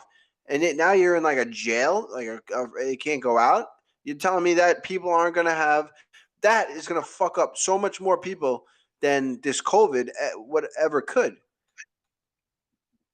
Al, you're telling my life story, buddy, because I'm sitting here stuck in an apartment, and my damn landlord gets pissed when I crack the screen open for my damn cat Freddy to get out, and it's a damn shame. Yeah, I'm one of those people. It's sad, but Al, yeah, it's sad. Don't believe the lies, buddy, and don't believe, honestly, people. Aaron, let's get you. I'm sorry, I've been rude. Yeah, what is your opinion on this COVID thing? I gotta watch what I say for certain reasons, Oh, I'm sorry. No, you're good, but this is the Call Me Out show. You're his guest, man. I listen. We don't want to talk about it. Oh, yeah. Yeah, I can't really Don't say go much. there. It's all Don't right, go buddy. there. Let's not even. We don't even have. I don't want them to shut your channel down. Actually, I said that earlier. It's dangerous going there. I'm sitting there talking about the vaccine. It's a stuff. real deal, man. Facebook too. They're shutting conservatives down left and right for no reason. Twitter. Oh my gosh, I can't tell you how many thousands of conservatives they shut down. So hey, I promoted the vaccine. I put a video up on my channel with Freddy Krueger. Remember the Dream Warriors with the needles, and I did a vaccine promotion with that. And so I do stuff like that just so they won't shut me down. I'll act like I like the vaccine. You got to do that shit sometimes. But yeah, don't get it, Al. Have you? Well, no, I don't want to ask the question. No, yeah, don't get it. He's answered already. Oh yeah, I haven't gotten it. No. All right, good. I'm a healthy fucking young stallion, bro. You know what I mean? I don't need the freaking. I think I had COVID. I'm pretty sure I had it, and I had a nasty cough for like a month, and after the fact, and that was it. I do my push-ups, my sit-ups. I freaking drink green shakes and eat protein powder, and you know what I mean? Organic food. That's it. You gotta be. I go for a swim. I swim. I fight people. Get out of breath. You gotta get out of breath every day. You gotta be out of breath. You gotta be every day. You gotta think that you're gonna. You think that you can't go any further, and then you go a little further. And that's the key to life. That's the freaking COVID. People that do that every day aren't worried about COVID. There's no COVID in those people's worlds. You could You're die. a UFC fighter, man. Yeah. You Go could ahead, Aaron. die of COVID tomorrow.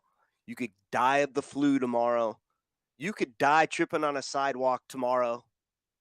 Okay, you could choke on a piece of steak alone and die. You can't, but you can't live in fear of it. That's all I'll say. That's the thing. What is it? The police are chasing people down and sticking needles in their arms. That's what. There's something behind that. There's something. That's not like, oh, we're looking out for you. What are you gonna get? We don't want you to get sick and die, but we're gonna freaking chase you down and stick a needle in your arm. Oh man, things are getting crazy, and I think it's just gonna get worse. Ray Longo always calls when I'm on the podcast. Oh, Ray Longo. Ray calling? Oh God, I would love to hear him. Yeah, put him up on the microphone. I'm gonna. Nah, I can't do that to Ray. I don't know what he's. I'm calling back after. Let him know. Ask him. Oh yeah. Oh, that would be great. But now that you're on that topic, man, how is training camp going, man? How's it going, man? It's going great. It's going great. I'm feeling good. I'm hitting my stride. I was telling Aaron earlier, and the people here listening, that I sparred with Joey Colon, the secret weapon. He's a guy that just pushes an incredible pace. He's always in shape. He spars with everybody in the gym. Not a big guy with the fights, but you need a guy like this in the gym. He's always down to spar, and he gives great looks, great work. I got hit right in the nose. My nose is finally the swelling's starting to go down. So yeah, I'm right where I need to be, man. I got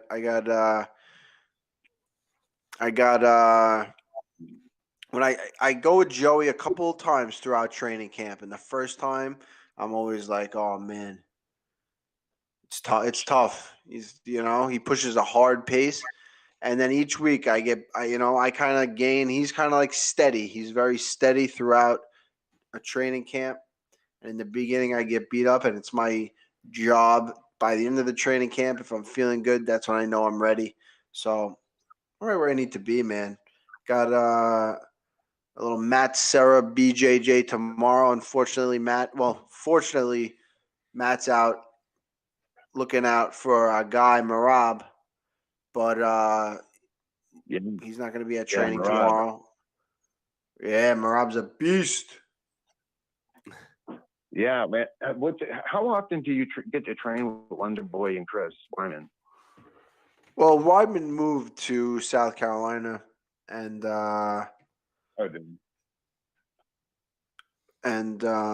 Wonder Boy not so much. Wonder Boy, he used to come up for Chris's camps just to help Chris out.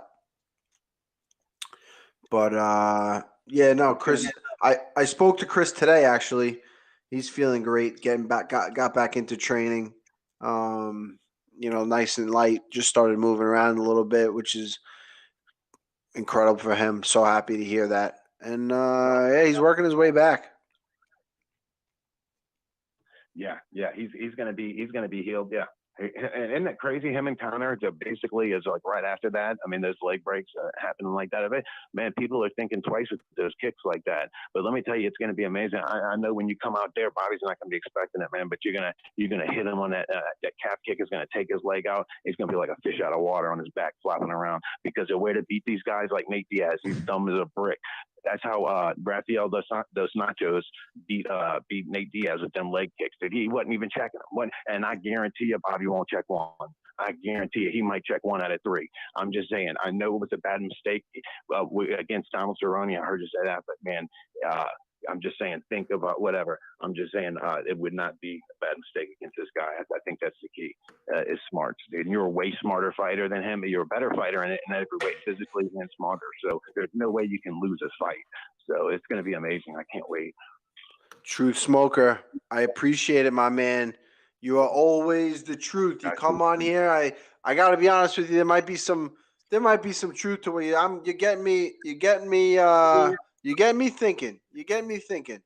At first, I wasn't so sure, but now you got you. I'm tuned in. I'm tuned into the truth, and I appreciate it. Thank you, sir. I'm out, guys. Thank you, Aaron. Thank you so much for the time, buddy. Thank you for letting me on, guys. Out. Y'all have a good one. You too, brother. Peace out. You're still muted, Aaron. Are we glossing over the fact that he said he had an assistant? He said he had an assistant. I missed that. Yeah. What am I doing wrong? Where did he say that? He said his early on in the conversation, he said his assistant helped him with something. Yeah, I swear to God. I'll find it. I'll timestamp it. Yes, John Flaherty agrees. He did say he had an assistant. Wow. That's incredible. Why don't I have an assistant? Do you have an assistant? No. I could fucking use one. That's for sure. GreaseMonking's in the house. GreaseMonking. Shall we? Yeah. All right. I may regret this. He's hereby invited. Nice. Oh, Lord. We got another one talking shit. You read this? More Sauce says you're not a UFC fighter. You're just a big curly-headed. Huh. A big fat curly-headed fuck. That's wow. You're an incredible use of the vocabulary there. Calling a guy with like very little body fat, big fat anything. Somebody else. You're not. What are they saying? Manvir Samra wants to come on also. Somebody just said, I am your assistant. That's hilarious. Thanks, Wade Wilson. Yeah, there you go. I like to think of it more of a joint effort, but whatever. I'm honored to be the great Iaquinta's assistant. Yeah, we're a team. We are a team. If one of us gets an assistant, the other gets an assistant. That's right. Listen, you can help us get an assistant. If you want to donate to our super chat and YouTube or throw some money our way at Happs, everything goes back into the podcast here. At this point, we are on a mission to break even. We do it not for the money, but because I think we like to do it. Yeah. I enjoy this. Al, I believe you enjoy this as well. Love it. Love talking to the people. And who else are you gonna find? What other UFC fighter welcomes these people that talk shit? These people that challenge gyms and these people, that try to give you fight advice. And where else would you ever have heard of Tanner Bozer's third cousin Shaun other than the Call Me Out show with Iaquinta? We were very close to having what the heck was his name? The bouncer. What was his name? I can't keep getting him confused. What was it? Chance the bouncer.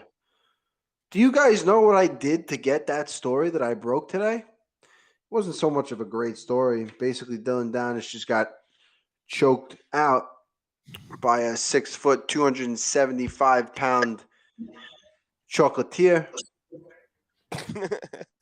The guy makes chocolate, bounces, and choked out Dillon Danis. Dillon Danis tried to get into a bar without an ID because he thought he was somebody. The guy thinks he's like Conor McGregor. Guy, no one knows. You're a freaking talk about an assistant. Talk about an assistant who's got a. You're the assistant. You're the side. You're not even the sidekick. You're not getting out. You're not getting into a bar without an ID because you're Dillon Danis, guy. You gotta do something. You gotta do something. The guy hasn't done a goddamn thing in his whole life. Maybe a little jujitsu. Seriously, who gives a fuck? You know what I mean? Really, when it comes down to it. Unless you're like the best person in jiu-jitsu, people in your gym will know about you. That's about it. Well, I'll tell you what. Samra. We have somebody here, but I before I bring him on, like I don't hear Connor talking about him or taking pictures with him or anything anymore. I think Connor's kind of separated himself from him as well. Yeah, it's kind of Dillon's claim to fame here, which is crazy because you think he got freaking swanton bombed by Khabib because he was talking shit on Connor's behalf. Yeah, the eagle jump off the freaking apron. Shout out to the Swanton Bomb. I haven't heard that in a while. I don't even remember what the Swanton Bomb is, but it's something to WWE. I don't know. It almost looked like the frog splash in a way, the Eddie. Yeah, he did like he did the it was the eagle. The eagle dive. The freaking incredible. But yeah. All right. Oh, I think I got the wait a second from Manvir here. Oh, he's going one. Yep. Wait a second. All right. Cool. If there's anyone else that wants to join here on Happs, what's his name? GreaseMonking was here. I invited him already, and he's already sending me a message again saying, "Invite me, please." He's invited. He's in the invite chat. GreaseMonking, we're not playing this game, dude. Bring something to the table. We've got a bunch of interesting. Who was calling me average? Someone called me average last week. Last week? I don't know. Enos. Was Enos the one that called you average a few weeks ago? Enos. Now he's giving another. So he called me, and you know what? I got to think about it. He might be right. I'm a pretty average person. I'm just like surrounded by craziness, greatness, lunacy. Like I'm just like an average person that's just surrounded. It's really not who I am. It's like who I'm surrounded and who I like. Who the hell else has a freaking show with Enos and freaking GreaseMonking? Like it's insane. So yeah, all right. I'm freaking average. It's everyone around me is great. So how about that? No. Get him in here. Get him in here. All right, Manvir, we'll be with you in just a second. Manvir, go ahead. We're gonna get GreaseMonking in here. You're on. How was your week? So how's your week going so far, sir? In Tasmania, did the cops chase you down and throw you to the ground? And oh no, he's muted. No, he's. You're muted. You muted yourself. Oh, there you go. We're fucking We're live, good. boys. We're good. We're good. You mad cunt. Oh, yeah. They actually have like. What's going on in Tasmania right now? What? What's going on in Tasmania right now? Like, so Tasmania, fill me in on a little geography. Tasmania is an island off of the. Tasmania is an island off. Oh, he's gonna do this again. You can hear me. Where is Tasmania? Tasmania, they're putting you in fucking psych wards and yeah, we're going to they're putting you in psych wards and shit, saying they dab you with. They're putting you in a psych ward over there in Australia if you don't get the jab. Is that true? You go. Okay. You go, man. I don't understand what's happening. GreaseMonking, what was? Psych ward and fucking they put you on psych ward. They shoot you. They jab you with shit, and like I'm pretty much. We got a bit of lag. Oh wait, it's the fucking Australia. They're fucking up my fucking connection. That's what they're doing. They're fucking nuts. These fucking dogs. Yeah, they're fucking everything up over there, huh? They're doing this on purpose. They're fucking up the connection. Did you get vaccinated, GreaseMonking? Oh, you fucking there, dog?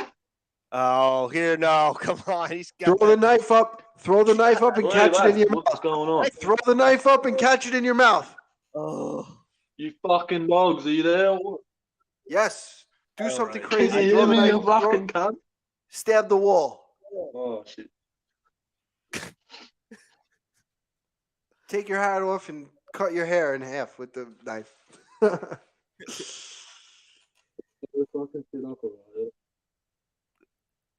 Nah, well, not consensually. I feel like they've definitely vaccinated me, but like to my knowledge, legally, I'm not vaccinated. But they've fucking injected me with all kinds of shit. Like, yeah. But anyway, like, bodies.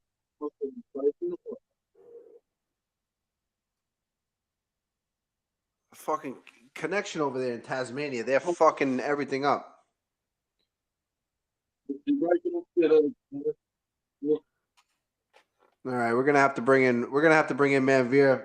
He's got excellent connection. He's not in Tasmania. Aaron, you're fucking up my connection, you bold cunt. You fucking dog. Well, now we can hear you. Jesus. He can hear us. You're a fucking little pipsqueak, Aaron. You fucking nuts. I'm a little pipsqueak.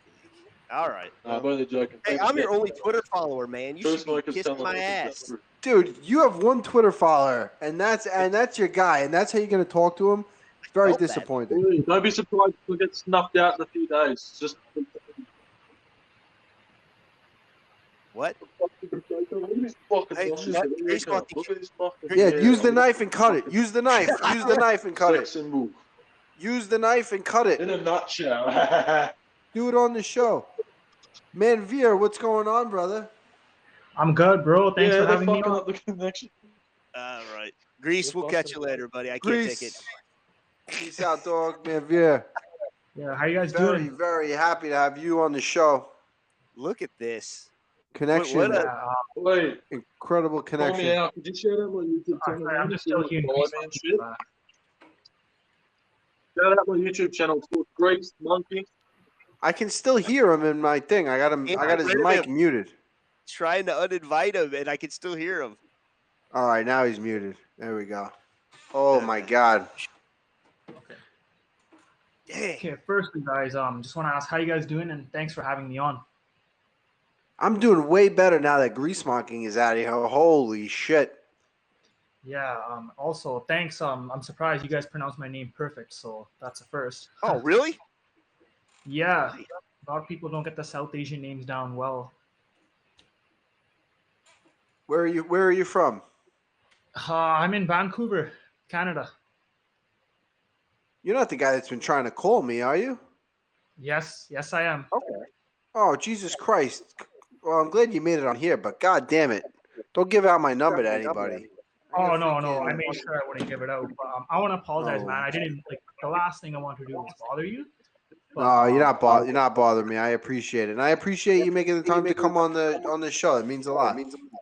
Yeah, I don't know if you remember, but it was my friend, me and Vishal. We've called you a few times after like big UFC cards, and you actually like talked to us for like 30 minutes, and you actually told me, "Hey, like call me on my show." So here I am. Yeah, there you go. So how did you find the show? Is that you? Would you just? How did you get here? How'd you get here from Vancouver, British Columbia? Well, actually, it was the last time we spoke to you on the phone. I think you were a little drunk or something because it sounded like something was going on that day. But you're like, yeah, just call me motherfuckers on my show. Call me out. And I'm just like, okay. And then I saw you on Ariel's show yesterday, and I saw that the mic kept cutting out and everything because you were getting a call. And I was like, okay, then maybe tomorrow I'll do it. I appreciate it, man. I appreciate it. Yeah, man. I was gonna say, you're not going to Vegas on Saturday, are you, for the card? No, I'm here. I'm training. Oh, right. Yeah, man. We're actually flying out. So that's why I was kind of calling. I was just gonna be like, oh, maybe I can come say hi or something. But oh, you're going to the Vegas for the fights? Yeah. It's been interesting, man. Did our COVID test yesterday, so we have to present it when we go to the airport, and then right as we land, we have to do another one, and then we present that on the way back. Oh wow. Yeah. So you're vaccinated. Oh no, you don't need to be vaccinated to go to the fight. I am double vaccinated, but for traveling, yeah, like to get into the States, I think we need to be double vaxxed. Wow. Yeah. Oh shit! So you're flying from Canada. That's some crazy shit nowadays. See, this is bullshit. This is all bullshit. Just let me freaking go free. Let everyone go free. This is enough. Enough's enough. This has been going on way too long. What's interesting about it too is, as soon as I land, I just have to take my test then, and then I can present at the airport. So in theory, I can go nuts for the next 2 days, catch COVID, but as long as I present that test, I'm good, right? So it's a little interesting. But you're vaccinated, so yeah, that's a little bit weird too. Why do you have to take a test if you're vaccinated? We booked it privately. I mean, I know you can go to CVS pharmacy, but it takes like quite a while to get the results. So it's like some private company. Right when we land, we do like a little drive-through thing, and then they send you the results. Huh. Some guy just said the vax made him a stalker. That's funny. Anyways, I kind of joined a little bit late, but what do you guys think about that new fight league that they're working on? Oh, well, we haven't talked about it.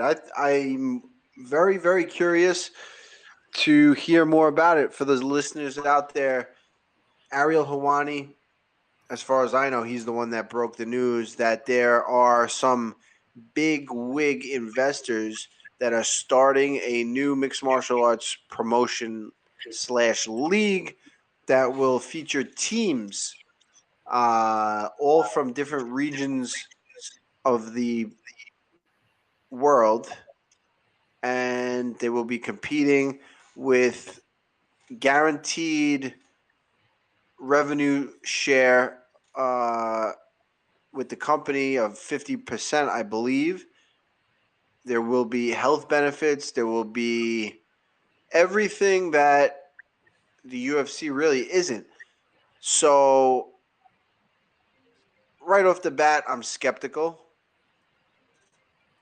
Who are these investors? And they're going to have to be putting in a lot of money. Where are they going to get these fighters from that are going to compete? You would think that they'd already be reaching out to fighters. It's going to be started in 2022. Was it 2022 or 2023? I'm not so sure, but you would already think they'd have feelers out. I don't know contractually if they can even talk to people within the UFC about when their contract's up, if they would be able to come over to this new league. So there's a lot of questions and not a lot of information. They have a website. I believe it's the World Fighting League, the WFL. There's got to be a WFL in somewhere in the world with a copyright. They're Let me world look. fighting something, and this one's world fight. I'm not League. even talking about fighting. I'm talking about the Wantagh Football League is WFL. There's got to be Oh. it's like the World Football there's got to be. What was that? There was a World Football League. It was like 1974 to 1975 or something like that. Yeah, see, so I like the if they can get the WFL, if they can get those 3 letters, it's kind of big. It's kind of big. UFC, big. Might fail, Chris Roberts. Might fail. No, World Fight League, WFL. Isn't that what I said? No, Al, World Fight League, Red Band. Isn't that what I said? World Fight League, WFL. Is that what they're saying? Yeah, that's what you said. Yeah, why is he saying no? What are you saying no for, Red Band? World Fight League. Perfectly fine. Oh, so what you're saying is WFL would not be trademarked? It would be World Fight League? Teams have never worked out in fighting, right? I feel like the teams have never really worked out. Not since the Bushwhackers, really. The what?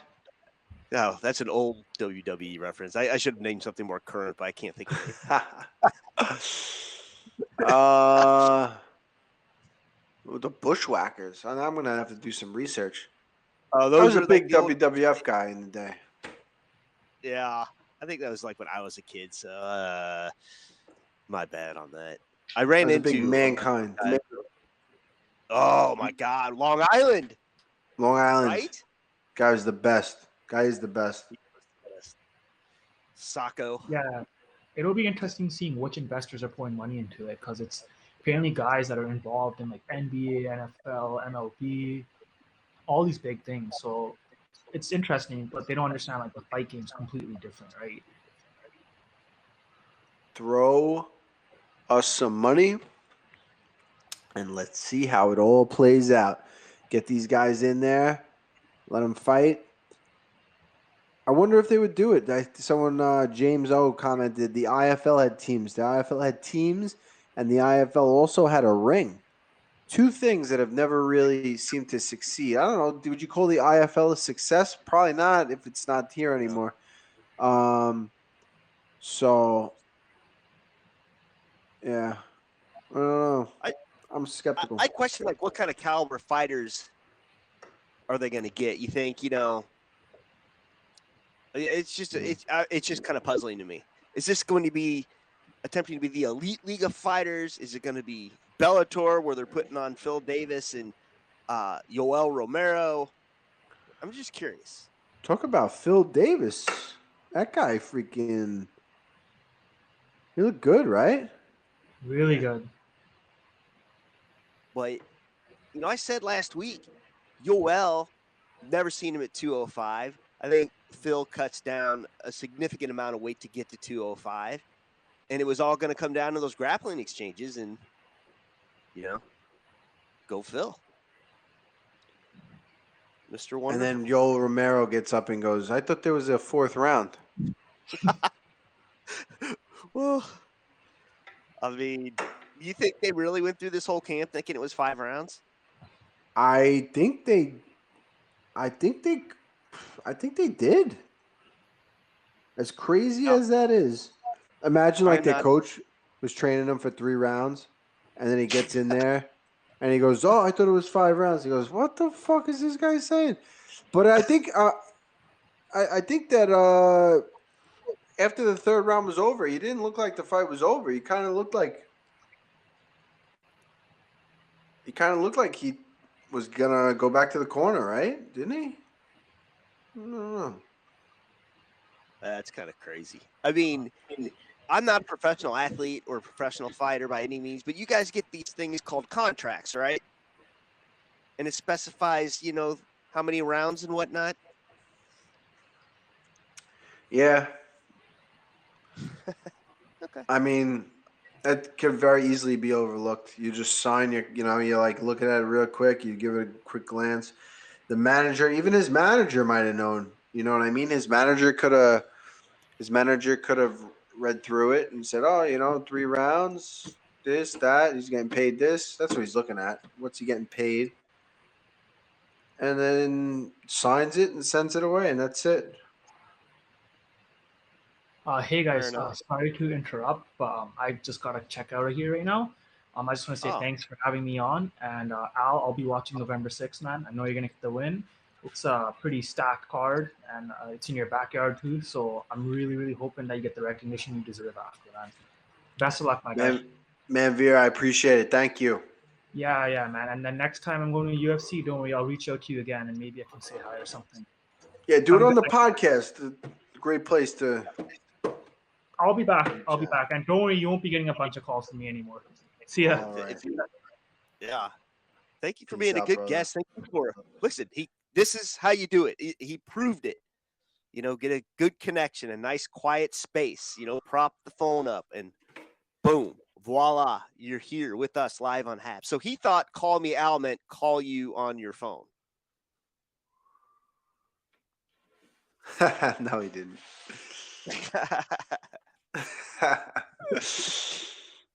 Imagine that.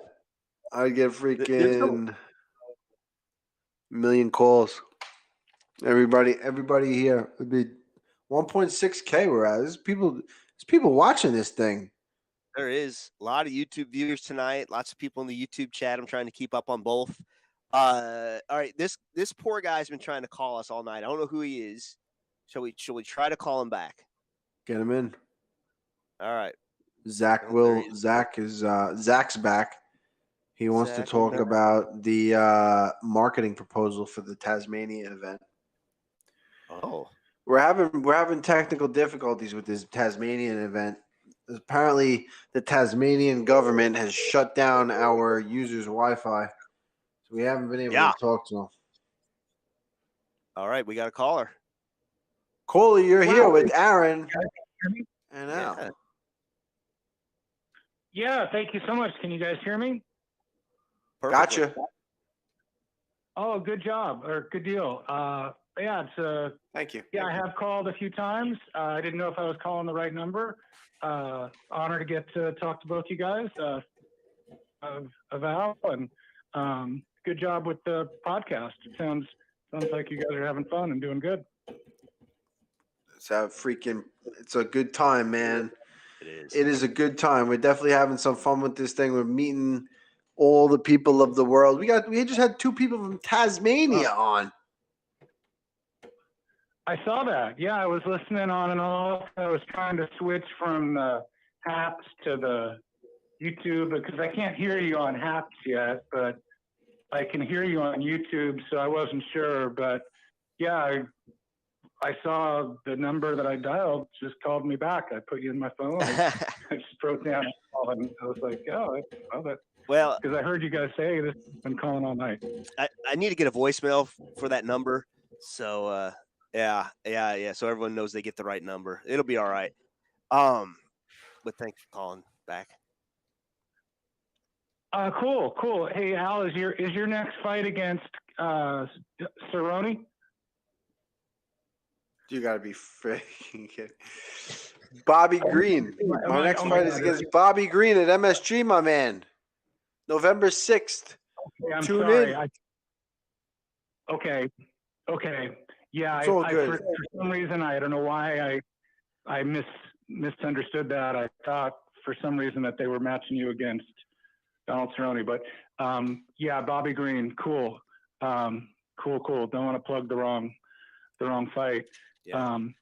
What do you guys think about? I know you guys have been getting questions all night, but man, it's exciting to have Nick Diaz back. That's really cool, especially against another legend veteran, Robbie Lawler. It's a good match for. Yeah, the rematch, 17 years in the making. We spoke about it. This is a fight that I feel like I could keep talking about It's gonna be a good freaking fight. Like these guys have been out for so long. Well, Nick's been out for 4 years. Robbie, I think he's lost his last 2 or 3 now.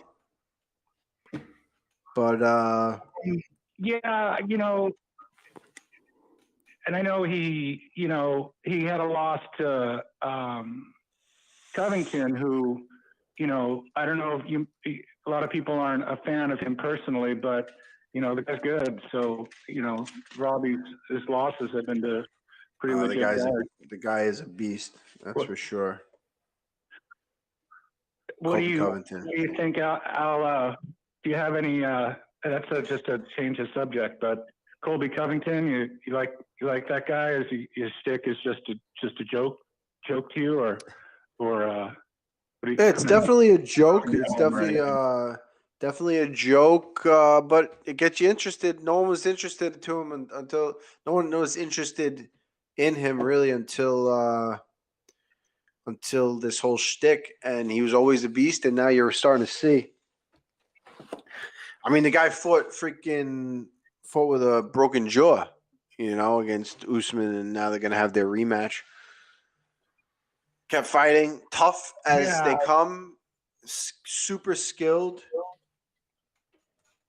Looking forward to that one. Yeah, me too. I like his optimism because he had it for, he could have got through Woodley at the time when he was calling out Woodley, but it didn't happen. And then Kamaru Usman comes out of nowhere, and he's another animal. So we'll see. But I know they're rematching, I think, in a week. Yeah, I'm stoked to see the Diaz Lawler fight coming up. And when is your next fight, Al? November 6th, Madison Square Garden. November 6th. Nice. Oh my God, right there, right at home. Mark it on your calendar. Right, be there. Absolutely. Be square. Well, I'm from New Jersey. Grew up in New Jersey, but oh, now you gotta come. Tickets are only like $1,000. Tickets are only like $1,000. So I expect to see you there. Yeah, they're crazy. The tickets are so crazy for this event. It's wild. Damn. Yeah, I've never been to Madison Square Garden, but what an honor it would be to get to fight there. That's good. Good for you. Did I hear you? Yeah, are you ranked number 4 right now? I'm sorry. I wasn't. I heard you like arguing with some idiot about the silliness. And I've been ranked as high as number 4. I've been ranked as high as number 4. Now I'm unranked because I've inactivity. I haven't fought in like 2 years, but don't worry, we'll get our ranking back. It'll be all good, my man. It'll be all good. Yeah, I forgot they take that away if you're inactive for a bit. Did you have some injuries, or did you just need a little time to heal up and stuff? I think you did, right? You had some surgeries and had to get some stuff fixed. Yeah. What the fuck? What the fuck is this? So yeah, I did. I had surgery. I had a knee surgery. I don't know. There's a freaking clock on here. I don't know what the hell. 15 seconds. Looks like 15 seconds. What else do you got? Oh, hello? Let me go. All right, we got 10 seconds. No. It's an honor. It's fun to get to chat with you guys. If they're gonna disconnect me, it's cool. Oh shit! Oh. Thank you, caller, for your call. Nice. Yeah, my name's Tom Bolger, a fan. I've been a jiu-jitsu guy and MMA guy for a long time. I'm older now, so it's been following your fights and UFC for a long time. So it's nothing but respect here. I'm not one of those idiots that says. All right. Thank you, Tom. Grease asked a question. I did. He's off. Sorry. What the hell happened? The freaking what was that counter? he was. That's The crazy. counter- It just came out of nowhere. The fucking counter just came out of nowhere. Came out of nowhere. I only have to bring this question up because we almost had a connection to this. But GreaseMonking wants to know if you ever watched a lot of Jersey Shore. I did. I did watch the Jersey Shore. I'm a big fan. Dude, that was like, man, that was so long ago. Yeah. We used to go to Glow nightclub. Yes. The Glow. We went down for New Year's one year. They served breakfast in the morning. It was sick. Oh. They had, and one of the best nights to go, I forget who I think they had, they used to have like The Situation was there one time. And, whatever. They had a few of them. What the hell's the other guy? Paulie D. They had Paulie D was there. The hair. Ronnie. The best. Ronnie never came. It was only the two of them. The other guy might have came too, but it was never Ronnie. Oh, the Vinny. girls, Vinny might have came, but it was definitely The Situation, and I think they gave him his new car at Glow nightclub on Long Island. The best looking girls would come on Glow always. And the night that the Jersey, then they would bring the girls. The girls would always. They were always into the Jersey Shore. Had some really good times at Glow nightclub. I thought we were gonna land Snooki for a minute there. Did you see she freaking Yeah. She reposted that thing or whatever, recommented, retweeted. Yeah, it was a big day for the Call Me Al Show Twitter, by the way. Yeah, wild. And then Dillon Danis retweeted it too. The fucking retard. Did he really? Yeah. So for everybody out there that's listening, I asked on Twitter. I tweeted out, "Does anybody know who this person is that choked out Dillon Danis?" And I think Bilal responded and said it was Snooki. And then Snooki retweeted my tweet and said, "Yes, it was me." And then Dillon Danis retweeted Snooki saying she choked out Dillon Danis. It's fucking Twitter's crazy. Who the fuck? In all fairness, Snooki probably could have choked out Dillon Danis. We'll never know. Definitely could have taken a punch from him. That's for sure. We have somebody else asking to come on. Do we have time? Yeah, get him on. This is Alex Azevedo. Oh, they're challenging me with the names tonight. We got the last one right. I was kind of proud of ourselves. So, all right, Alex, you are hereby invited. By the way, I was trying not to laugh when we had our last guest or the guest before that, and I couldn't get rid of GreaseMonking. Somehow I finally got him muted, but then just on the side, I could see him playing with his knife. He was stabbing stuff in the air, and he was yelling the whole time. And I finally had to tell him he was muted. But like, he's definitely something going on there. He's an interesting fella. I don't know if it's an act. If it's an act, it's brilliant. You know. I don't think it's an act. I think they gave him a jab or something over there in Tasmania. But I'm gonna get him to stab something by the time we get through with him. He's gonna stab the wall or himself. And we might get in trouble for the himself thing, but I certainly listen. You think so? I don't think we get in trouble. You're a fan of people destroying a room, so we can maybe get that on.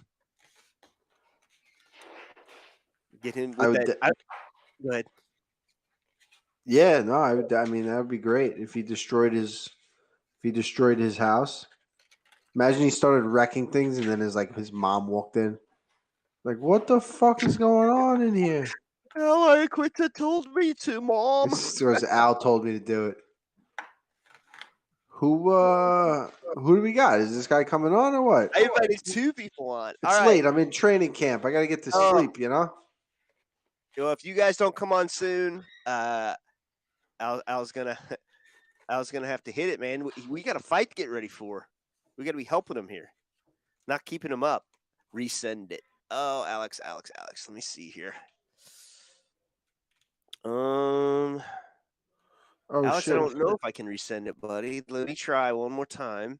This is the Martin last Kelly. chance. Astute Nomad says Aaron looks so familiar.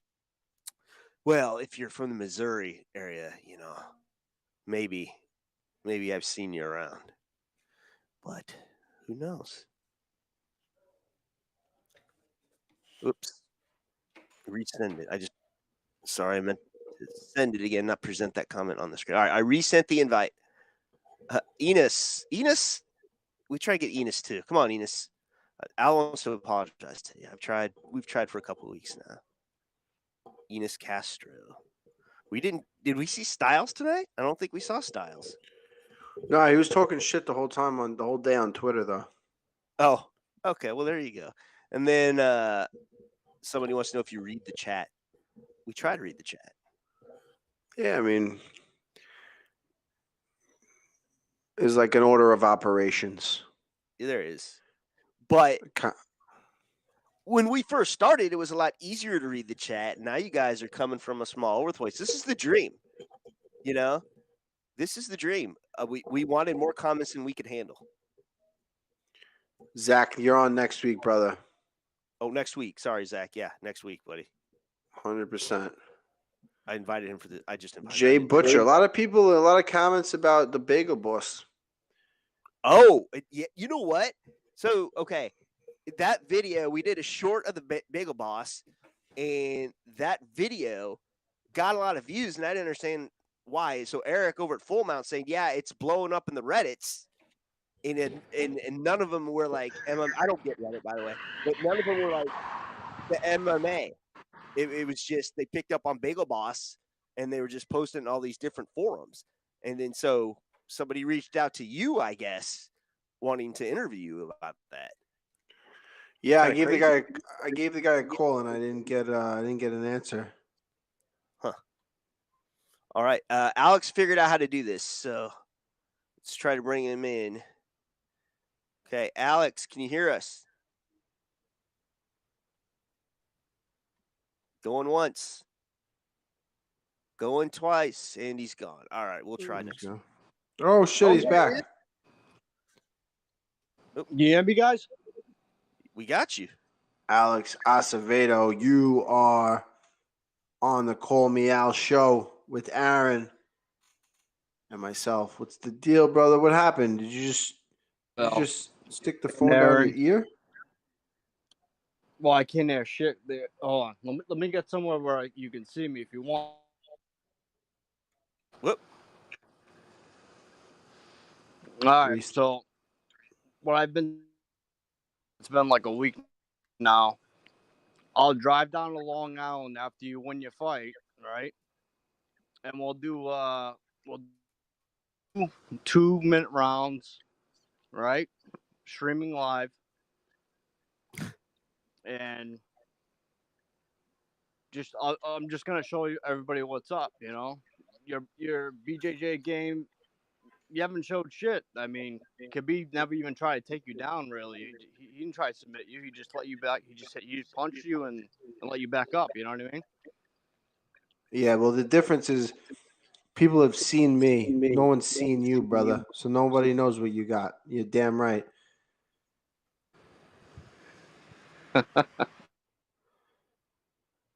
And what is with this? What is with this 2 minutes? What do you got? Freaking.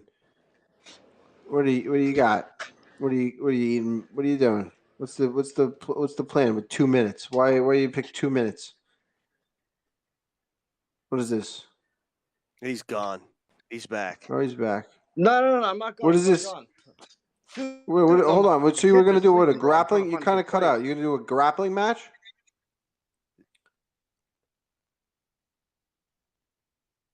Guy can't even get his freaking Wi-Fi working. So me and you were gonna do a grappling match, right? You said you want to do a grappling match. Yeah. 2 minutes. Why not? Well, why? I'm Good. just wondering why two. What the hell? 2 minutes. After you win the fight, I'll drive down to Long Island. 2 2-minute rounds. Two. Why don't we just do 1 4-minute round? 1 4-minute? Why don't we just go until someone? Why don't we just go until someone quits? Let's just go until someone quits. You gotta you have to do it. You have to live it stream. Yeah, we can stream forever. We'll stream it until someone quits.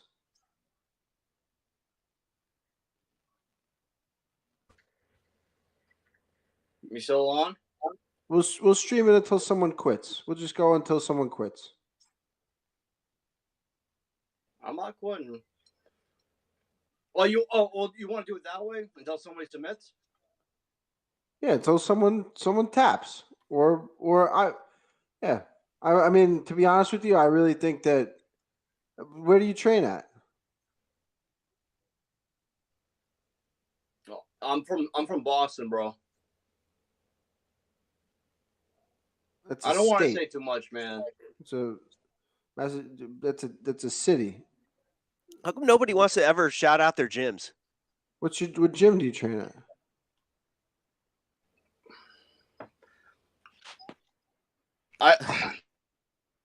Dude, I've been training a little bit, but I've been training. Hey, I have my own. Before that, I was an affiliate of basically BTT. Brazilian top team. Brazilian top team. But you haven't trained in a bit. In Everett, Massachusetts. So you're coming on my show and you're challenging me to a grappling match. Dude, I'm actually a big fan, to be honest with you. But so then just say that. We want to come down and train with us. You're like challenging me. I feel like we're getting like standoffish. If you want to come down and train with us, that's fine. If you want to have a duel to the death, we could do that too. I don't know. You gotta let me know. You've said freaking scaring me over here. I'm like, the guy's gonna drive down to Long Island. He wants to do 2-minute rounds. If you want to just freaking train, I'm down to train. If you want to do a match and stream it live, you want to just stream us training? damn, I can't hear you. I can't hear you, Al. Honestly, this sucks. Oh man. Here we go. Can you hear me now? Fucking this. I honestly I didn't hear the last. I'm not. Okay. GreaseMonking thinks this is funny, as he should. He didn't have to challenge me to a. I'm not like a freaking. If you want to just come and train, if you guys want to come down, Matt Serra's, Ray Longo's, just don't be a prick. But if you want to freaking come down and put me in the spot and want to freaking stream it, I don't know. Sure, I guess, but whatever. Yeah, a little weird way to go about things, but it was. And then, yeah, he comes to challenge you, and then he says he's a fan. Oh yeah, he's back. You got me now. Yeah, got you, bro. You're back. You're stealing the right Wi-Fi now. Al.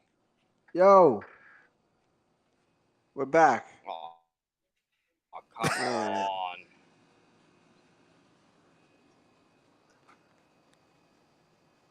Oh, maybe. Oh man. What happened? Yeah. Can you hear us? Can you hear us? Hey. Yeah. Can you hear me? What the heck? This thing just keeps. I'm in what here. the heck is? Can you hear me? I can hear you now. It says 20 seconds left, dude. If you wanted to come train, you can come train. If you want to come and do a streamed match, we could do it. I appreciate that you're a fan. We got 10 seconds left. It says 10 seconds. What do you got? Oh, he's back. You want it or not? You want to do it or not? Oh, yeah, sure. Very well. Very good. We're I'm so done. sorry. He's done. Oh, man. So he wants to do a grappling match streamed. Maybe we'll do it on the Call Me Out show. Oh my gosh. On location. I'll have to be there. Dude. You Oh, could be that'd the be ref. sick. Oh. You could be the announcer and the ref. Man, I could do it all. The promoter. I think Zach wants to promote. Somebody, we got another caller. Do we have time for another caller? It's totally up to you. Get him in. Time. And go. Yellow. Hello? Yellow. Hello. What's up, dude?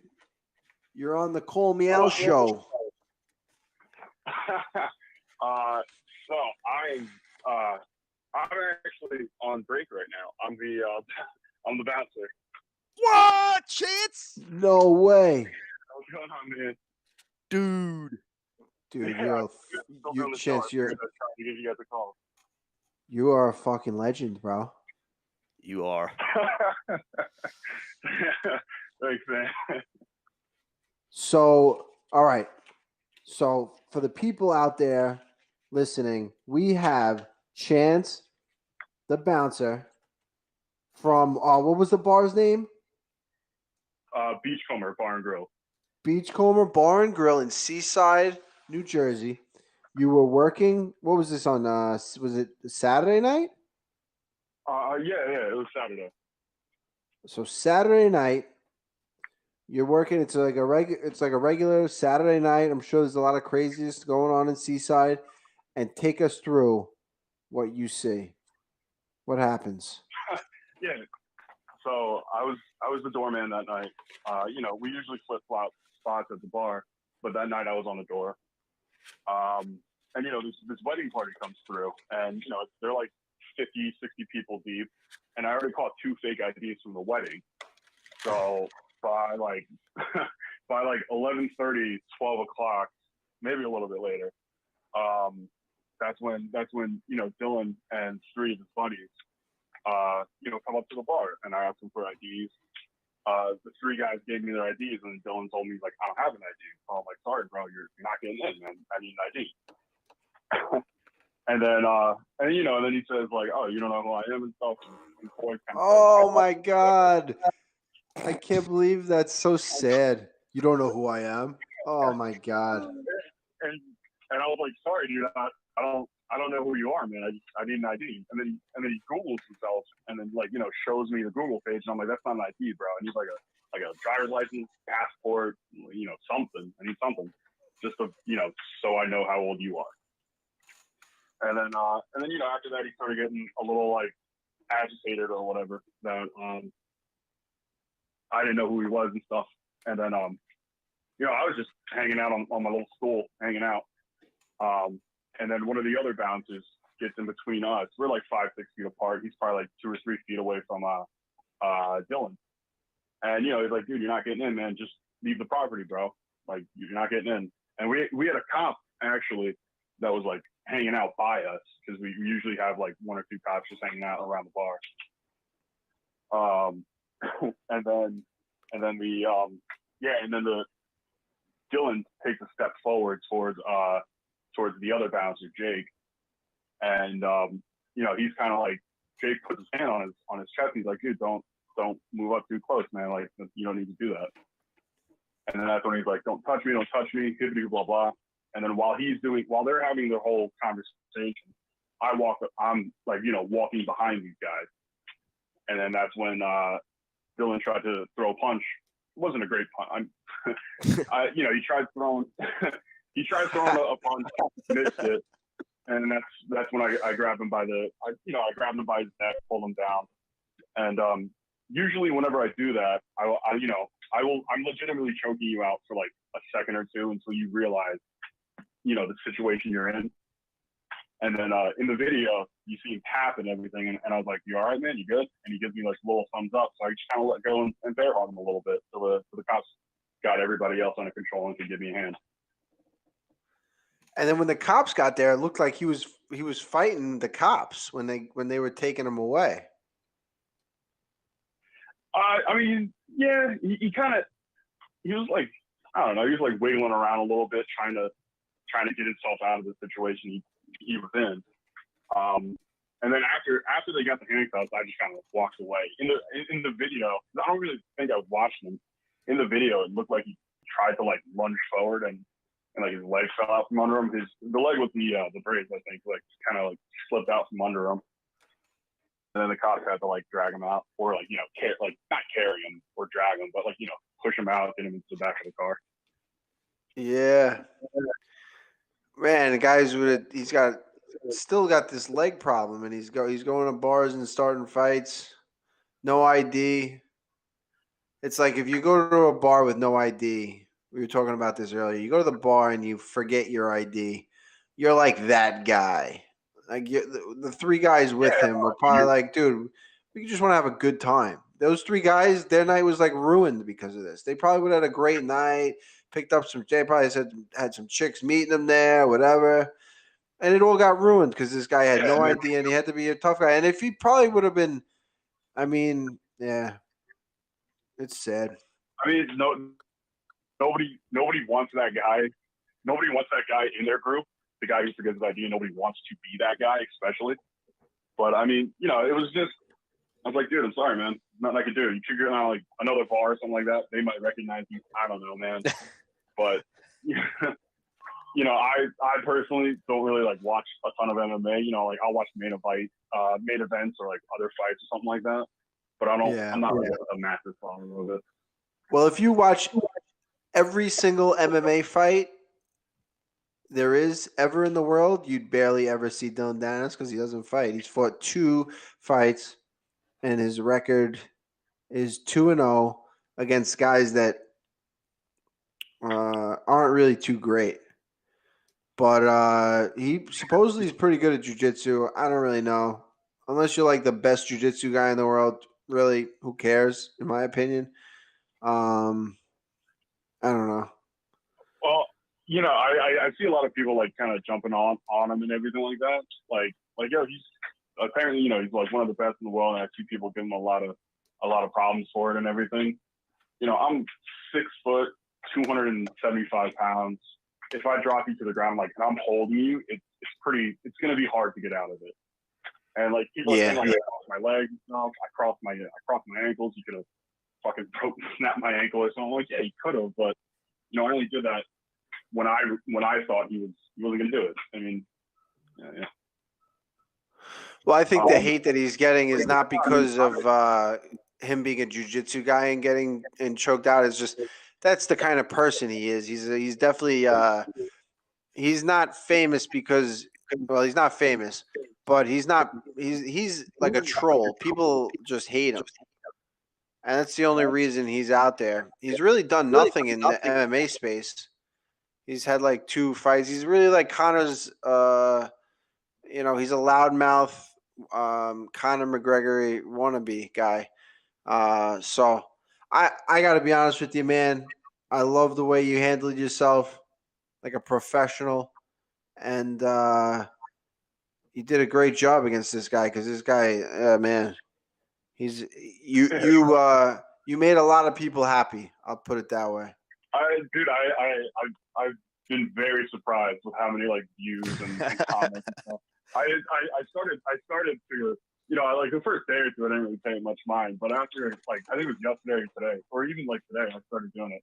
I started just going into the comments and like commenting funny stuff on people's posts and seeing how long it took until I got caught. And and so far I've been doing pretty good. So far only like 4 or 5 people have messaged me. That is awesome, man. Live it up, man. Live it up. You're freaking you're like the hero. You are the hero in the MMA space right now. People are like, thank God you did what you did and you made him tap. Like, that's the best part about it, is that he was tapping. He was tapping this guy. It's so good. It's so good. Scott I mean, Coker. Scott Coker's honestly, gonna man, call him. Sorry, go ahead, Blake. Yeah, I think it's gonna be done in like a week or something like that. I don't think anyone's gonna remember it. Oh, I don't know about that. I think it definitely hurts. Like his thing was like he'd talk shit to everybody, But now, how could you talk shit when you're like you're that guy that, you know what I mean? Like he thought he was gonna Google himself and get into the bar. I mean, so I'm not gonna lie. Like, it's not a great look. Not a great look. Definitely not a great look. Man, I'm glad you called in. Chance the Bouncer. Can we, is there any socials where we can find you? I'm sure people are going to ask because we were looking for you all over the place. Oh man, I changed my name on my Instagram so nobody would find me. Oh, okay. That's fine. No, here, let's see what happens. It's Chance, my name, _3141. Hey. Chance _3141. Give this guy a follow.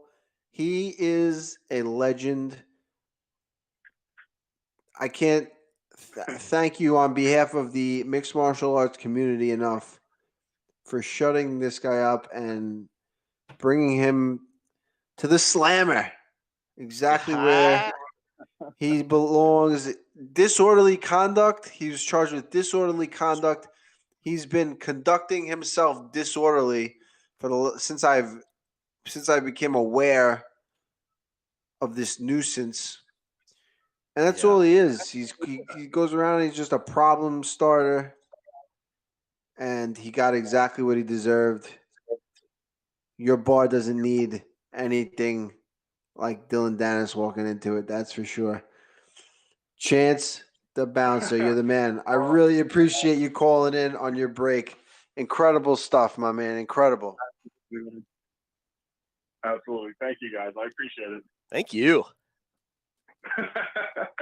Thank you. Thank you on behalf of the world. Cheers, brother. Oh, wow. Cheers, guys. Have a good night. You too. Man. I'm glad I took that call. I'm so glad, and what a fucking good guy, you know what I mean? He just sounds like he was doing his job, and I mean, I worked security at the Dizzy Lizard, a legendary establishment, the Hofstra bars on Long Island, and the people you would see, it's like, what the fuck are you thinking, dude? And this guy walking in, he goes, "Oh, you don't know who I am?" Here's the thing. If I didn't have an ID, I might Google myself, and I'd say, "Listen, man, this is my birthday. This is a picture of me, But I'm not gonna. There's a way to.